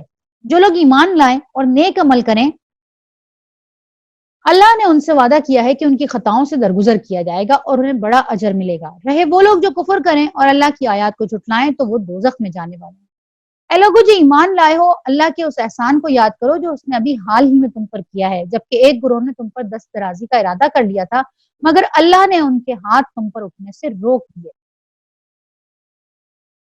اللہ سے ڈر کر کام کرتے رہو، ایمان رکھنے والوں کو اللہ ہی پر بھروسہ کرنا چاہیے۔ اس میں اشارہ ہے اس واقعے کی طرف جسے حضرت عبداللہ بن عباس نے روایت کیا ہے کہ یہودیوں میں سے ایک گروہ نے نبی صلی اللہ علیہ وآلہ وسلم کو اپنے اور آپ کے خاص خاص صحابہ کو کھانے کی دعوت پر بلایا تھا اور خفیہ طور پر یہ سازش کی تھی کہ اچانک ان پر ٹوٹ پڑیں گے اور اس طرح سے اسلام کو ختم کر دیں گے، یعنی اس کی جان ہی نکال دیں گے۔ لیکن عین وقت پر اللہ کے فضل سے نبی صلی اللہ علیہ وسلم کو اس سازش کا حال معلوم ہو گیا اور آپ دعوت پر تشریف نہیں لے کے گئے۔ تو پھر اللہ تعالیٰ نے اس کا احساس دلایا اللہ تعالیٰ نے کہ دیکھو ابھی فوراً ہی ایک واقعہ ہوا ہے اور اللہ تعالیٰ نے ان لوگوں کے ہاتھ تم پر اٹھنے سے روک دیے۔ اللہ نے بنی اسرائیل سے پختہ عہد لیا تھا اور ان میں 12 نقیب مقرر کیے تھے اور ان سے کہا تھا کہ میں تمہارے ساتھ ہوں، اگر تم نے نماز قائم رکھی اور زکوٰۃ دی اور میرے رسولوں کو مانا اور ان کی مدد کی اور اپنے خدا کو اچھا قرض دیتے رہے تو یقین رکھو کہ میں تمہاری برائیاں تم سے زائل کر دوں گا۔ یہ اللہ نے بنی اسرائیل سے بھی وعدہ کیا تھا۔ اور تم کو ایسے باغوں میں داخل کروں گا جن کے نیچے نہریں بہتی ہوں گی۔ مگر اس کے بعد جس نے تم میں سے کفر کی روش اختیار کی تو در حقیقت اس نے سواء السبیل گم کر دی۔ سواء السبیل کون سی ہے؟ یہ بالکل سیدھا راستہ، یعنی اعتدال کی طرف اشارہ کیا گیا ہے کہ جو جنت کی طرف جاتا ہے۔ پھر یہ ان کا اپنے عہد کو توڑ ڈالنا تھا جس کی وجہ سے ہم نے ان کو اپنی رحمت سے دور پھینک دیا اور ان کے دل سخت کر دیے۔ اب ان کا حال یہ ہے کہ الفاظ کا الٹ پھیر کر کے بات کو کہیں سے کہیں لے جاتے ہیں، جو تعلیم انہیں دی گئی تھی اس کا بڑا حصہ بھول چکے ہیں اور آئے دن تمہیں ان کی کسی نہ کسی خیانت کا پتہ چلتا رہتا ہے۔ ان میں سے بہت کم لوگ اس عیب سے بچے ہوئے ہیں، پس جب یہ اس حال کو پہنچ چکے ہیں تو جو شرارتیں بھی یہ کریں وہ ان سے عین متوقع ہیں، یعنی یہ اتنے بگڑ چکے ہیں کہ اگر یہ کوئی خرابیاں پیدا کرنے کی کوشش کرتے ہیں، گڑبڑ کرتے ہیں تو یہ کوئی ایسی اچنبے والی بات نہیں ہے، یہ یہی کریں گے، اس لیے کہ انہوں نے اپنی ساری تعلیمات بھلا دی، اصل پیغام کو بھلا دیا۔ لہٰذا انہیں معاف کرو اور ان کی حرکات سے چشم پوشی کرتے رہو۔ اللہ ان لوگوں کو پسند کرتا ہے جو احسان کی روش اختیار کرتے ہیں، اللہ محسنین سے محبت کرتا ہے۔ اس طرح ہم نے ان لوگوں سے بھی پختہ عہد لیا تھا جنہوں نے کہا تھا کہ ہم نصارہ ہیں، مگر ان کو بھی جو سبق یاد کرایا گیا تھا اس کا ایک بڑا حصہ انہوں نے فراموش کر دیا۔ آخرکار ہم نے ان کے درمیان قیامت تک کے لیے دشمنی اور آپس کے بغض و اناد کا بیج بو دیا، اور ضرور ایک وقت آئے گا جب اللہ انہیں بتائے گا کہ وہ دنیا میں کیا بناتے رہے، یعنی عیسائیوں اور یہودیوں کے درمیان پھر دشمنی رہی ہمیشہ۔ اے اہل کتاب، ہمارا رسول تمہارے پاس آ گیا ہے اور جو کتاب الہی کی بہت سی ان باتوں کو تمہارے سامنے کھول رہا ہے جن پر تم پردہ ڈالا کرتے تھے اور بہت سی باتوں سے درگزر بھی کر جاتا ہے۔ تمہارے پاس اللہ کی طرف سے روشنی آ گئی ہے اور ایک ایسی حق نما کتاب جس کے ذریعے اللہ تعالیٰ ان لوگوں کو جو اس کی رضا کی طالب ہیں، اس کی رضا کے طالب ہیں، سلامتی کے طریقے بتاتا ہے اور اپنے اذن سے ان کو اندھیروں سے نکال کر اجالے کی طرف لے آتا ہے اور راہ راست کی طرف ان کی رہنمائی کرتا ہے۔ یقیناً کفر کیا ان لوگوں نے جنہوں نے کہا کہ مسیح ابن مریم ہی خدا ہے، یعنی یہ کافر ہیں جو یہ بات کہنے والے ہیں۔ اللہ کو سخت بری لگی ہے یہ بات۔ اے محمد صلی اللہ علیہ وسلم ان سے کہو اگر خدا مسیح ابن مریم کو اور اس کی ماں کو اور تمام زمین والوں کو ہلاک کر دینا چاہے تو کس کی مجال ہے کہ وہ اس کو اس ارادے سے باز رکھے؟ اللہ تو زمین اور آسمانوں کا اور ان سب چیزوں کا مالک ہے جو زمین میں ہے، زمین اور آسمان کے درمیان پائی جاتی ہیں۔ جو کچھ چاہتا ہے اللہ پیدا کرتا ہے اور اس کی قدرت ہر چیز پر حاوی ہے۔ یہود اور نصارہ کہتے ہیں کہ ہم اللہ کے بیٹے ہیں اور اس کے چہیتے ہیں۔ ان سے پوچھو پھر وہ تمہارے گناہوں پر تمہیں سزا کیوں دیتا ہے؟ در حقیقت تم بھی ویسے ہی انسان ہو جیسے اور انسان خدا نے پیدا کیے ہیں۔ وہ جسے چاہتا ہے معاف کرتا ہے، جسے چاہتا ہے سزا دیتا ہے۔ زمین اور آسمان کی اور ان کی ساری موجودات اس کی ملک ہیں، یعنی یہ تو اس کی ملکیت ہیں اور اسی کی طرف سب کو جانا ہے۔ اے اہل کتاب ہمارا یہ رسول ایسے وقت میں تمہارے پاس آیا ہے اور دین کی واضح تعلیم تمہیں دے رہا ہے جبکہ رسولوں کی آمد کا سلسلہ ایک مدت سے بند تھا تاکہ تم یہ نہ کہہ سکو کہ ہمارے پاس کوئی بشارت دینے والا اور ڈرانے والا تو کوئی آیا ہی نہیں۔ سو دیکھو اب وہ بشارت دینے والا آ گیا ہے اور اللہ ہر چیز پر قادر ہے۔ یاد کرو جب موسیٰ نے اپنی قوم سے کہا تھا اے میری قوم کے لوگوں اللہ کی اس نعمت کا خیال کرو جو اس نے تمہیں عطا کی ہے۔ اس نے تم میں نبی پیدا کیے، تم کو فرما روا بنایا اور تم کو وہ کچھ دیا جو دنیا میں کسی کو نہ دیا تھا۔ اے برادران قوم اس مقدس سرزمین میں داخل ہو جاؤ اور جو اللہ نے تمہارے لیے لکھ دی ہے پیچھے نہ ہٹو ورنہ ناکام اور نامراد لوٹو گے۔ انہوں نے جواب دیا اے موسیٰ وہاں تو بڑے ہی زبردست لوگ رہتے ہیں، ہم تو وہاں ہرگز نہ جائیں گے جب تک وہ لوگ وہاں سے نہ نکل جائیں۔ ہاں اگر وہ وہاں سے نکل گئے تو ہم داخل ہونے کے لیے تیار ہیں۔ ان ڈرنے والوں میں دو شخص ایسے بھی تھے جن کو اللہ نے اپنی نعمت سے نوازا تھا۔ انہوں نے کہا، یعنی یہ جو ان کی قوم کے لوگ تھے، حضرت موسیٰ کی قوم کے لوگ، ان میں سے دو لوگ ایسے تھے جو اللہ پر ایمان لے کر آنے والے تھے۔ انہوں نے کہا کہ ان جباروں کے مقابلے میں دروازے کے اندر گھس جاؤ، جب تم اندر پہنچو گے تو تم ہی غالب رہو گے، اللہ پر بھروسہ رکھو اگر تم مومن ہو۔ لیکن انہوں نے پھر یہی کہا کہ اے موسیٰ ہم تو وہاں کبھی بھی نہیں جائیں گے جب تک وہ لوگ وہاں پہ موجود ہیں، بس تم اور تمہارا رب دونوں وہاں جا کے لڑو اور ہم یہاں بیٹھے ہوئے۔ اس پر موسیٰ نے کہا اے میرے رب میرے اختیار میں کوئی بھی نہیں۔ اب یہاں پہ موسیٰ علیہ السلام بالکل جیسے ایک انسان اتنے عرصے سے لے کے چل رہا ہے نا، ہر بار معافی مانگ لیتا ہے، ہر بار ان کو درگزر کرنے کی دعا کرتا ہے، یہاں پہ آ کے بالکل حضرت موسیٰ نے کہا اب میرے بس میں کچھ بھی نہیں مگر یا میری اپنی ذات یا میرا بھائی، یعنی ہارون علیہ السلام اور موسیٰ علیہ السلام۔ انہوں نے کہا ہم دو ہیں، بس ہم دو ہی میرے بس میں ہیں اور باقی تو کوئی بھی میرے بس میں نہیں ہے، بس تو ہمیں نافرمان لوگوں سے الگ کر دے۔ اللہ نے جواب دیا اچھا تو وہ ملک 40 سال تک ان پر حرام ہے، یعنی اب جس زمین کے اندر جس بستی کے اندر ان کو جانے کے لیے بھیجا جا رہا تھا وہ فلسطین کی بستی تھی اور وہ بستی اب ان کے اوپر 40 سال تک حرام ہو گئی اور یہ صحرا میں بھٹکتے پھرے۔ اللہ کہتا ہے کہ وہ ملک اب ان کے اوپر 40 سال تک حرام ہے، یہ زمین میں مارے مارے پھریں گے، یعنی اب ان کو کوئی بستی نہیں ملے گی۔ یہ دیکھ لیں، یہ نقشہ پورا کا پورا ہے کہ یہ کہاں پہ تھے۔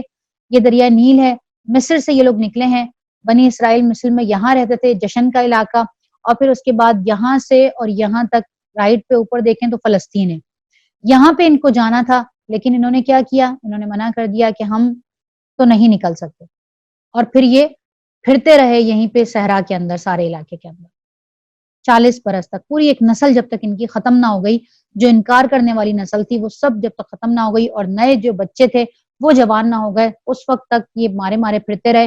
اور پھر ہم پیچھے پڑھ کے گئے طالوت اور جالوت کا واقعہ کہ وہ جوان ہوئے تو پھر اس وقت تک حضرت موسیٰ کی بھی ڈیتھ ہو گئی تھی، حضرت ہارون کی بھی ڈیتھ ہو گئی تھی، اور ایک نئے نبی یوشع بن نون آ چکے تھے، اور ان کو جب انہوں نے کہا کہ ہم جنگ کریں گے، ہمیں اسی بستی میں جانا ہے، تو اللہ سے انہوں نے دعا کی اور پھر جنگ ہوئی اور پھر یہ اس بستی میں گئے۔ ان نافرمانوں کی حالت پر ہرگز ترس نہ کھاؤ. کیا کہا اللہ نے؟ یہ زمین میں مارے مارے پھریں گے اور ان نافرمانوں کی حالت پر ہرگز ترس نہ کھاؤ.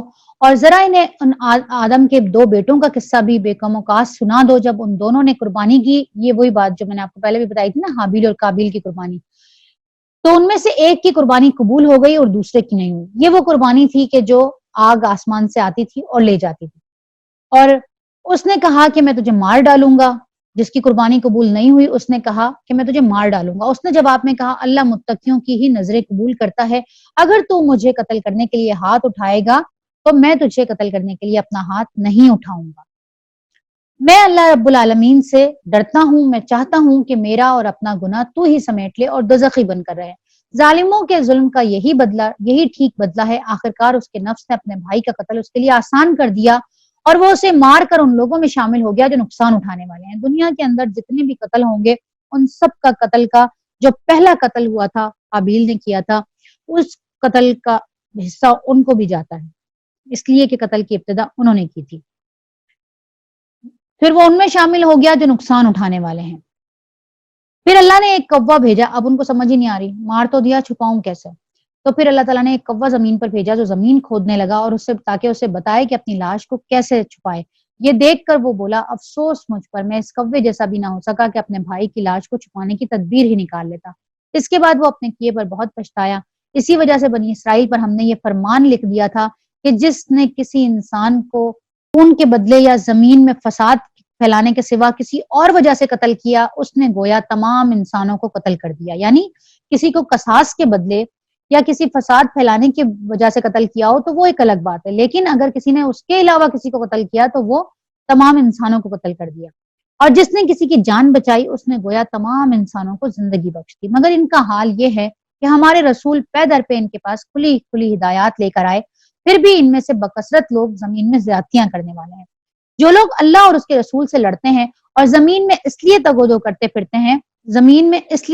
کرتے پھرتے ہیں کہ فساد برپا کریں، ان کی سزا یہ ہے کہ قتل کیے جائیں یا سولی چڑھائے جائیں، یا ان کے ہاتھ اور پاؤں مخالف سمتوں سے کاٹ ڈالے جائیں، یا وہ جلا وطن کر دیے جائیں. یہ ذلت اور رسوائی تو ان کے لیے دنیا میں ہے اور آخرت میں ان کے لیے اس سے بڑی سزا ہے. مگر جو لوگ توبہ کر لیں قبل اس کے کہ تم ان پر قابو پاؤ. تمہیں معلوم ہونا چاہیے کہ اللہ معاف کرنے والا اور رحم فرمانے والا ہے. اے لوگو جو ایمان لائے ہو، اللہ سے ڈرو اور اس کی جناب میں باریابی کا ذریعہ تلاش کرو اور اس کی راہ میں جد و جہد کرو، شاید کہ تمہیں کامیابی نصیب ہو جائے. اب یہاں پہ ایک اور کنفیوژن لوگوں کے درمیان آتی ہے کہ یہاں پہ اللہ تعالیٰ نے کہا کہ یا ایھا الذین آمنوا اتقوا اللہ وابتغوا الیہ الوسیلہ. وسیلہ لوگ سمجھتے ہیں کہ بھئی یہ پیر بابا اور یہ ولی اللہ اور یہ سارے وسیلہ ہیں. ایسا نہیں ہے. اللہ کہتا ہے کہ میں انسان کی، اپنے بندے کی شہرک سے بھی زیادہ قریب ہوں. تو جو شہرک سے بھی زیادہ قریب ہو اس کے پاس پہنچنے کے لیے وہ ذریعے، وہ وسیلے تلاش کرو جو اس نے بتائے ہیں، جو وہ بار بار کہہ رہا ہے کہ احسان کی روش اختیار کرو، درگزر کرو، معافی مانگو، میری طرف آؤ، مجھے دل سے مانو، میرے ساتھ شریک مت ٹھہراؤ کسی کو. تو یہ وہ طریقے ہیں جن کے ذریعے تم اس کا تقرب حاصل کر سکتے ہو. تو پھر اس کے علاوہ تم اگر یہ سمجھو کہ کسی اور کے ذریعے تم اس کا تقرب حاصل کر لو گے تو ایسا نہیں ہے. دعا کرا سکتے ہیں زندہ لوگوں سے، اپنے والدین سے، اپنے ماں باپ سے. اللہ کے رسول صلی اللہ علیہ وسلم کی وہ حدیث اتنی پیاری اور بلکہ وہ تنبیہ کر دینے والی بھی حدیث ہے، ڈرانے والی بھی ہے اور خوشخبری بھی ہے اس کے اندر کہ اللہ کے رسول صلی اللہ علیہ وسلم ایک مرتبہ مسجد نبوی کے ممبر کے اوپر چڑھنے لگے تو پہلی سیڑھی پہ قدم رکھا تو کہا آمین، دوسری پہ رکھا تو کہا آمین اور تیسری پہ رکھا تو پھر کہا آمین. صحابہ کرام نے کہا یا رسول اللہ ایسا کیا ہوا آج، کہ آج سے پہلے تو کبھی آپ نے اس طرح سے آمین نہیں کہا، آج کیا ہوا؟ تو اللہ کے رسول صلی اللہ علیہ وسلم نے فرمایا کہ میرے پاس جبریل آئے تھے اس وقت اور آ کے انہوں نے مجھے کہا کہ اے محمد صلی اللہ علیہ وسلم، آپ جو شخص بھی رمضان کا مہینہ پائے اور پھر بھی اپنی مغفرت نہ کروا سکے، یعنی رمضان میں اپنے آپ کو بخشش نہ کروا سکے. رمضان کے مہینے میں اللہ بہت بڑی تعداد میں مغفرت کرتا ہے، بہت بڑی تعداد میں. کیسے کرتا ہے؟ کہ لوگ اللہ سے استغفار کرتے ہیں، کثرت سے نماز اور قرآن کا زیادہ اہتمام کرتے ہیں، روزے رکھتے ہیں، تو اس مہینے میں بہت زیادہ گردن چھوڑی جاتی ہے، بہت زیادہ لوگوں کو معاف کیا جاتا ہے. تو جبریل علیہ السلام نے یہ کہا کہ جو شخص بھی رمضان کا مہینہ پائے اور پھر بھی اپنی بخشش نہ کروا سکے تو وہ برباد ہو جائے. یعنی یہ 3 بددعائیں تھیں جو جبریل علیہ السلام کی زبان سے ادا ہوئی اور محمد صلی اللہ علیہ وسلم کو کہا گیا آپ ان پر آمین کہیے. تو آپ صلی اللہ علیہ وسلم کہنے لگے جبریل نے یہ کہا اور مجھے کہا کہ محمد آمین کہیے صلی اللہ علیہ وسلم. تو میں نے پھر کہا آمین. جب میں نے دوسری سیڑھی پہ قدم رکھا تو جبریل بولے کہ جو شخص بھی اپنے والدین میں سے دونوں کو پائے یا دونوں میں سے کسی ایک کو پائے اور پھر بھی اپنے آپ کو ان کی خدمت کر کے جنت کا مستحق نہ بنا سکے تو وہ برباد ہو جائے. تو محمد آپ کہیے آمین. تو میں نے کہا آمین. اور پھر اس کے بعد جب میں نے تیسری سیڑھی پہ قدم رکھا تو جبریل بولے کہ جس شخص کے سامنے بھی محمد صلی اللہ علیہ وسلم آپ کا نام لیا جائے اور وہ آپ پر درود نہ پڑھے یعنی صلی اللہ علیہ وسلم نہ کہے تو وہ برباد ہو جائے. تو پھر آپ کہیے آمین. تو میں نے کہا آمین. اب یہ 3 بددعائیں تھیں, دعائیں نہیں ہیں, یہ 3 بددعائیں ہیں. اور لیکن اور پھر کس کی زبان سے ادا ہو رہی ہے؟ جبریل علیہ السلام. اور آمین کون کہہ رہا ہے؟ رسول اللہ صلی اللہ علیہ وسلم. تو یہ کتنی سخت حدیث ہے اور اس سے پتہ چلتا ہے کہ رمضان کے اندر بخشش کروانا, والدین کی خدمت کر کے اپنے آپ کو بخشوا لینا, یہ کتنا آسان کام ہے. یہ ہے وہ طریقہ, یہ ہے وہ تقرب اللہ کی طرف پہنچنے کے لیے, یہ ہے وہ وسیلے. تو اللہ کہتا ہے اس کی راہ میں جدوجہد کرو, شاید کہ تمہیں کامیابی نصیب ہو جائے. خوب جان لو کہ جن لوگوں نے کفر کا رویہ اختیار کیا, اگر ان کے قبضے میں ساری زمین کی دولت ہو اور اتنی ہی اس کے ساتھ اور بھی ہو, اور وہ چاہیں کہ اسے فدیے میں دے کر روز قیامت کے عذاب سے بچ جائیں, تب بھی وہ ان سے قبول نہیں کی جائے گی اور انہیں دردناک سزا مل کر رہے گی. وہ چاہیں گے کہ دوزخ کی آگ سے نکل کر بھاگیں مگر وہ نہ نکل سکیں گے اور انہیں قائم رہنے والا عذاب دیا جائے گا. اور چور خواہ مرد ہو یا عورت دونوں کے ہاتھ کاٹ دو, یہ ان کی کمائی کا بدلہ ہے. دیکھیں قرآن کے اندر ہے یہ احکامات. اللہ کی طرف سے عبرتناک سزا. اللہ کی قدرت سب پر غالب ہے اور وہ دانا اور بینا ہے. پھر جو ظلم کرنے کے بعد توبہ کرے اور اپنی اصلاح کر لے تو اللہ کی نظر عنایت پھر سے اس پر مائل ہو جائے گی. بہت ساری چیزیں ہیں جن کے اندر اللہ کے رسول صلی اللہ علیہ وسلم کی ہدایت تھی کہ ان کی چوری کرنے والے کا ہاتھ نہیں کاٹا جائے گا, جس کے اندر پھل ہے, سالن ہے, کھانے کی چوری ہے. حقیر چیزوں کی چوری میں نبی صلی اللہ علیہ وسلم کے زمانے میں ہاتھ نہیں کاٹا جاتا تھا. حضرت عائشہ کی روایت ہے. اللہ بہت درگزر کرنے والا ہے اور رحم کرنے والا ہے. کیا تم نہیں جانتے ہو کہ اللہ زمین اور آسمانوں کی سلطنت کا مالک ہے؟ جسے چاہے سزا دے اور جسے چاہے معاف کر دے. وہ ہر چیز کا اختیار رکھتا ہے.